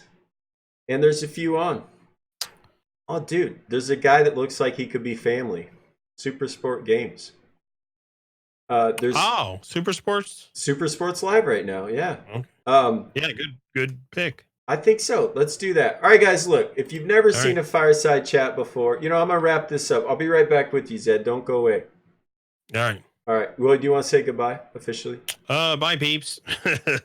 Are you gonna go full screen on yourself? Because I gotta use the bathroom. Yes, I am. I am. All right. Cheers. Bye, guys. Mazel tov. Yeah. All right, guys. So this has been Fireside Chats. That's Drop Dead Zed. If you don't know, he's fucking awesome. And if you missed any of the chat, I post all my chats on YouTube. So exclamation point YouTube in the chat will get you the link in my about section. I'm gonna post this up there with the rest of them. But honestly, guys, this is the reason I do this is because I want to humanize the streamer. I want you guys to understand that we're real human beings with real feelings and real emotions and families and jobs and everything else, right? We want to be your friend. We want to entertain you. And this show is about helping you understand what goes into streaming and helping you understand things that I don't, like crypto, like live streaming, like blockchains, like all of this. So I appreciate you being here. I genuinely care about you guys. I genuinely care, well, that was hard to say, about the D-Live family. And I think it's important right now that you guys stay positive, stay optimistic. If you believe in the platform, stay a part of it and support each other. If you don't, move on to something else. It's okay. We'll still love you and still support you. So again, thank you for being here. I'm going to host Mr. Joe. His name's Joe, obviously. I love on some Joes. So Super Sport Games, he's another OG, been here for a minute. And let's go say hi. Love you guys. See you next time.